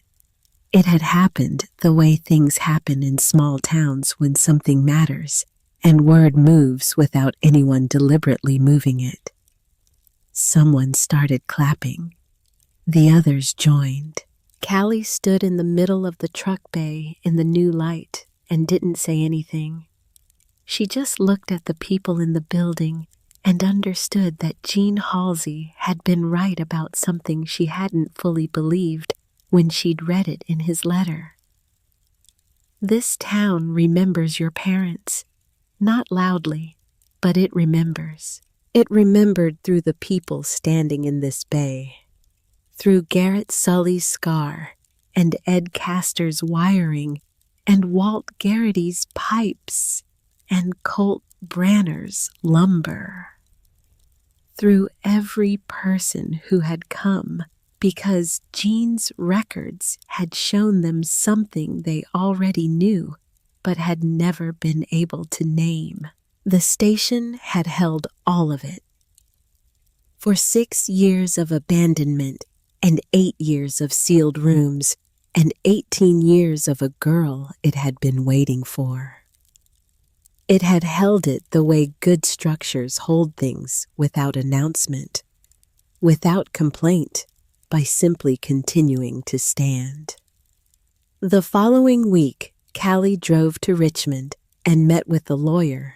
The lawyer's name was Patricia Voss, a woman in her early 60s who specialized in nonprofit trust law and had been recommended by Harold Fenn at the bank. Callie brought Jean's original fund records and the trust documents and spent 2 hours in Voss's office going through them. "What do you want to build?" Voss asked. "The same thing he built," Callie said, "but with a formal structure so it outlasts me." Voss nodded. She'd been nodding at intervals throughout the meeting, the nod of a person who is several steps ahead of the conversation and is waiting patiently for it to catch up. "A registered charitable trust," she said, "named in his honor. Same disbursement philosophy, small amounts, no publicity, covering what the systems miss. You'd need a board of 3 to 5 trustees for accountability, an annual audit, and a clear charter." "Can I be the administrator without being the sole decision maker?" Callie said. "Yes, that's the right structure." Voss looked at her over her reading glasses. "You've thought about this?" "I've been reading his records for 3 months," Callie said. "He thought about it for 40 years. I'm just following the notes." The paperwork took 2 weeks. Callie filed the registration herself, sitting at Jean's desk with the original journal open beside her as a reference. She cross-referenced Jean's charter notes written in the back pages of the journal, careful and complete, as if he'd known someone would need them against Voss's legal template, and the two matched more closely than Callie had expected. Jean Halsey had essentially written the charter for his own successor organization 30 years before Callie was old enough to read it. The trustees were Garrett Sully, Mags Halsey, Harold Fenn, from the bank, Walt Garrity, and a woman named Louise Thatcher, who had been a nurse at the Clarkwell Medical Clinic for 20 years, and whom 3 different people had independently described as the person in town most likely to know which families needed help before they knew it themselves. Callie proposed the name at the first trustees' meeting held at Jean's desk in the sealed office, the 6 of them arranged on folding chairs in the small room, with the photographs watching from the walls. The Jean Halsey Community Fund. Nobody objected. The first check was signed at that meeting. $700 to a single mother on the west side of town whose furnace had failed in February and whose landlord had declined responsibility. Callie signed it with Jean's pen, which Mags had brought from the house, and set on the desk without comment. She signed it the way Jean had signed 40 years of checks, without fanfare, without her name on the notation line, just the amount and the date and the fund's name. The brass plaque took 3 weeks to make. She'd found the dimensions by looking at the mounting hardware already present on the brick beside the main entrance. The old bracket holes filled with mortar, but still visible, as if the building had always intended to carry something commemorative on that wall, and had simply been waiting for the right words. She drove to a trophy and engraving shop in the next county, and worked with the engraver on the text for an hour, getting the sizing right, making sure the names were exactly as Jean had recorded them in the journal. It arrived on a Friday morning in a flat cardboard box. She mounted it herself, drilling carefully into the mortar between the bricks, rather than the brick faces the way Garrett had shown her. Level checked 3 times. She'd measured twice first. The plaque was dark bronze, 12 inches wide and 8 inches tall, with a border of simple, clean lines. In memory of Ray and Diane Brooks, volunteer firefighters, station 7 October 14th, 2006. They saved 14 children from the Elm Street school fire. Their courage is remembered. Their daughter carries it forward. Below their names in smaller text. 14 names arranged in 2 columns. The names of the children they had saved.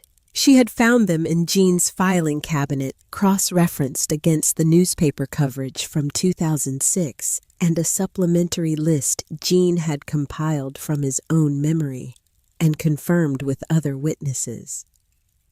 14 names, each one a person who was alive in the present day, because Ray and Diane Brooks had gone through a window and carried them out.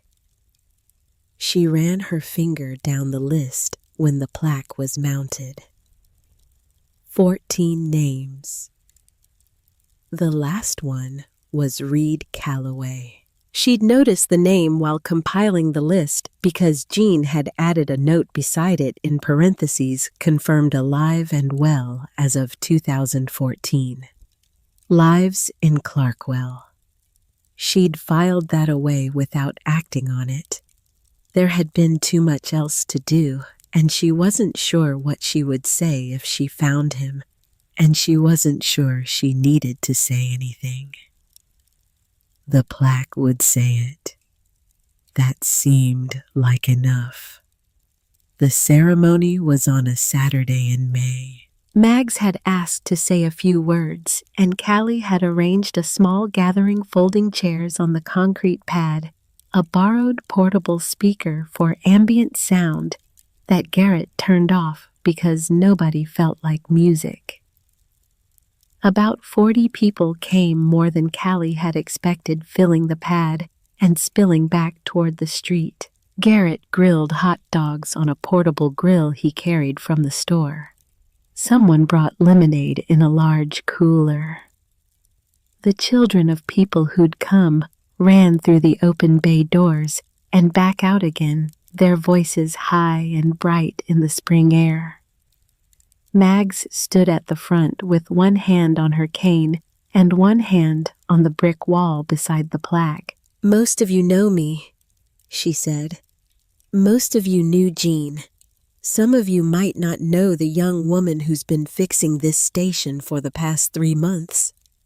She looked at Callie. "Her name is Callie Brooks. She is the daughter of Ray and Diane Brooks, who served at this station and died saving 14 children at the Elm Street School in 2006. Callie was 6 months old when her parents died. She spent 18 years in the foster system. Nobody told her who her parents were. Nobody told her where she came from. The pad was very quiet. She bought this station at a county tax auction with $10. She had nothing else. She found it on a bulletin board in a town she'd never visited, with the last of a scrap of paper that Jean had been trying to get to her for 18 years. Mags paused. Jean spent the last years of his life trying to find this girl. He sealed the station and everything inside it and believed she would find her way here. He told me it might take years. He told me it was possible she'd never come. She looked at the brick wall, at the plaque, at the names. He said the station would find her. He was right. Nobody spoke for a moment. Then someone started clapping, and the sound spread through the crowd, the way warmth spreads not loud, not celebratory, but steady and genuine. The sound of 40 people recognizing something true. Callie stood beside the plaque with her hand on the wall and let the moment exist without trying to shape it. After Mags finished, people moved around the pad in the easy way of a gathering that has found its own rhythm. Conversations started. The smell of hot dogs and lemonade moved through the spring air. Garrett stationed himself at the grill with the contentment of a man in his right place. Callie was standing near the bay door when a man approached her. He was in his mid-20s, maybe 26, with dark hair and the particular self-containment of someone who has come somewhere with a specific purpose and is working up to it. He was holding a folded piece of paper. "Miss Brooks," he said. "Callie," she said. He looked at her for a moment, then he unfolded the paper. It was a newspaper clipping, the paper gone fragile with age. A photograph above a headline, 14 children rescued from Elm Street school fire. 2 volunteer firefighters lost. Below the headline, a photograph of the school building with smoke still visible above the roofline. And inset in the lower corner, a smaller photograph, children being helped down ladders and through doorways. Small figures in the arms of larger ones. A moment of chaos caught and stilled by a camera. He pointed to one of the small figures in the inset photograph. A child, maybe 8 years old, being carried on a man's back through a second-floor window. The child's face was turned toward the camera, eyes wide, one hand gripping the collar of the man carrying him. "That's me," he said. "I was 8 years old." Callie looked at the photograph. "A man came through the classroom door," he said. "The smoke was so thick I couldn't see across the room. I was under my desk because my teacher had told us to get under our desks, and I'd done it even when the teacher stopped being there. And then someone came through the smoke and picked me up and carried me to the window and climbed out with me on his back." He stopped. I felt his hands on my arms the whole way down. He didn't let go. He looked at the photograph. "I never knew his name," he said. "I asked my mother, and she said the firefighters hadn't been identified in the coverage, and she didn't know either. I looked it up when I was older, and I found the article, but it just said volunteer firefighters without names." He paused. "I saw the plaque today." His voice had changed on the last sentence, quieter, slower. "Ray Brooks," he said. "That was his name. The man who carried me down." Callie looked at him, at the photograph, at the 8-year-old child gripping the collar of her father's turnout gear as he climbed down from a burning building. She had carried her parents as names and faces for 3 months now. She had carried the facts of what they had done. The 3 sentences in Gene's starred entry, the paragraph in his letter. She had read about 14 children and understood it the way you understand an abstraction, as a fact true and important, but not yet fully felt. This was what it felt like. Reed Calloway standing in front of her with an 18-year-old newspaper clipping and the specific tremor in his voice of a person who has just connected a nameless act of grace to a real human being. For the first time since she had come to Clarkwell, since she had found the station and the journal and the sealed room and the safe and the letter, since she had learned everything there was to know about where she came from and who had made her. Callie Brooks felt the full weight of it move through her without the professional distance she'd been maintaining. Her throat closed, her eyes were wet. She didn't try to stop it. She looked at the 8-year-old child in the photograph being carried to safety by her father's hands, and she cried the way she'd been holding back since Donna's office, and the scrap of paper and the long walk to Clarkwell since the moment she'd first pressed her palm against the cold cinder block and felt the air moving through the gap since every moment between that one and this one. Reed Calloway didn't say anything. He just stood beside her and waited, which was the right thing to do. After a while, she straightened. "Thank you for coming," she said. "I've lived in Clarkwell my whole life," he said. "I walked past this station every week for 18 years. He looked at the building. I never knew what it was. "It was waiting," Callie said. She built the apartment in the back section of the station over 6 weeks, working evenings after the day's main tasks were done. 1 room, a small bathroom, a kitchenette.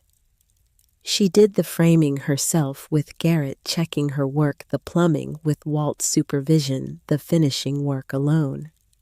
When it was done, she asked Mags if she wanted to move in. Mags stood in the doorway of the finished apartment and looked at the white walls and the new window and the small counter with a coffee maker and a clear view of the side yard. "Jean would have liked this," she said. "Is that a yes?" Callie said. "I'll bring my things tomorrow." She moved in on a Wednesday. By the end of the week, she had curtains on the window and her books arranged on a shelf against the wall. She planted tomatoes and basil in raised beds in the side yard, working slowly on her knees in the mornings with a wide-brimmed hat against the sun. Callie watched her from the kitchen window sometimes in the early light before the day's work started, and thought about Jean Halsey planting roses on a Tuesday morning in October, and what it meant to tend a garden without knowing which morning would be your last one in it. She thought about her mother bringing her to the station in a car seat and setting her on Jean's desk. She thought about a nursery painted yellow, the color of patience. She enrolled in online courses through the regional community college, structural engineering, business management. She studied at Jean's desk in the mornings with the journal open beside her laptop, not as a reference but as a presence, the way some people keep a photograph on their desk.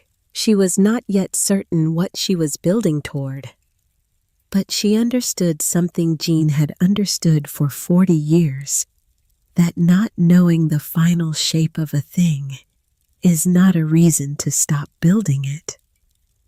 You work with what you have. You do the next right thing. You trust that the structure will become clear as you go. On a warm Saturday in late May, 3 days after the ceremony, she climbed the steel ladder at the end of the locker room to the station's flat roof. It was the first time she'd been up there. The roof was solid, the tar paper and gravel surface intact, the parapet wall around the perimeter waist-high and steady. She walked to the east edge and looked out. Clarkwell spread below her in the late afternoon. The main street running north to south with the courthouse at its center, the diner, and the hardware store and the pharmacy arranged around it. Residential streets in every direction, the houses going to small lots and then larger ones toward the edges of town. The water tower visible above the tree line to the north. A church steeple to the south. The lights in the houses were coming on as the evening arrived one at a time, yellow squares in the growing dusk. Below her, Mags was in the side yard with her garden, moving slowly between the raised beds, checking the tomato plants she'd staked that morning. Across the street, Garrett was pulling down the front awning of Sully Hardware for the night. He saw her on the roof and raised one hand. She raised hers. The brass bell above the station's main entrance, found in the storage loft green with tarnish polished to a shine by Callie over 2 evenings with steel wool and brass cleaner, remounted by Garrett on the original bracket, caught the last horizontal light of the day and held it a small point of brightness against the darkened brick. Callie sat on the edge of the roof with her feet hanging over the parapet. She reached into her jacket pocket and took out the Polaroid. The baby on the linoleum floor, one hand reaching toward the edge of the frame. She had carried this photograph through 7 foster homes and 4 schools and 3 weeks of sleeping rough and every last day she'd had. She had carried it without knowing what it was, only that it was evidence of herself at a point before she had been required to be capable and self-sufficient and unafraid. She set it on the flat top of the parapet. She took the photograph of Ray and Diane Brooks from the interior pocket of her jacket, the copy she'd made of the original that still hung in Jean's office. The 2 of them in their volunteer gear, Ray grinning with his arm around Diane's shoulders, Diane standing with one hand on her hip and that expression of absolute calm. She set it on the parapet next to the Polaroid. She looked at them side by side. A baby on a linoleum floor. 2 people in fire gear. She had her father's eyes. She had her mother's jaw. She had some combination of both of them that she was still learning to recognize as her own, the way you learn the terrain of a place you've only recently arrived in but intend to stay. The station was solid beneath her. The walls stood straight. The roof held. The lights were on inside. $43 and a scrap of paper and a $10 bid at a county auction.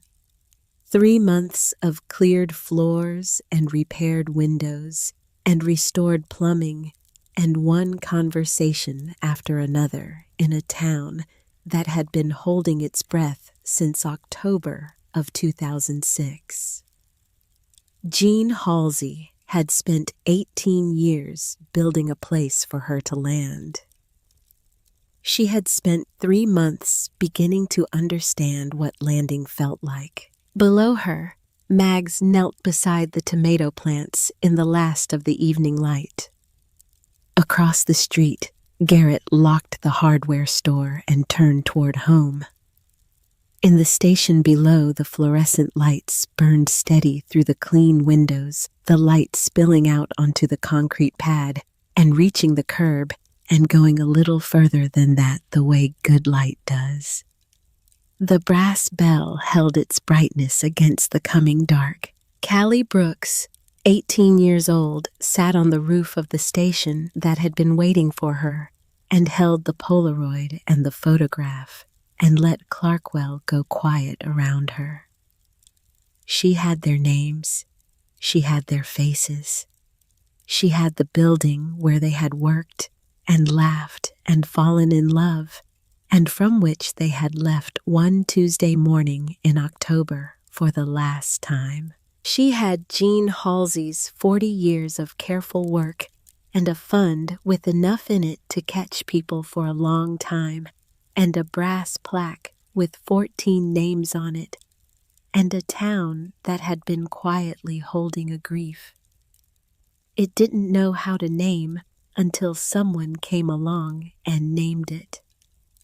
She had a room in the back of a fire station and a woman tending tomatoes in the side yard, and a man across the street who had given her tools before he gave her his name. She had, for the first time in 18 years, a specific piece of ground she intended to stand on.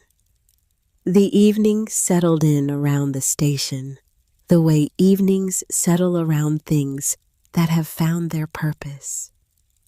Complete and quiet and lit from within.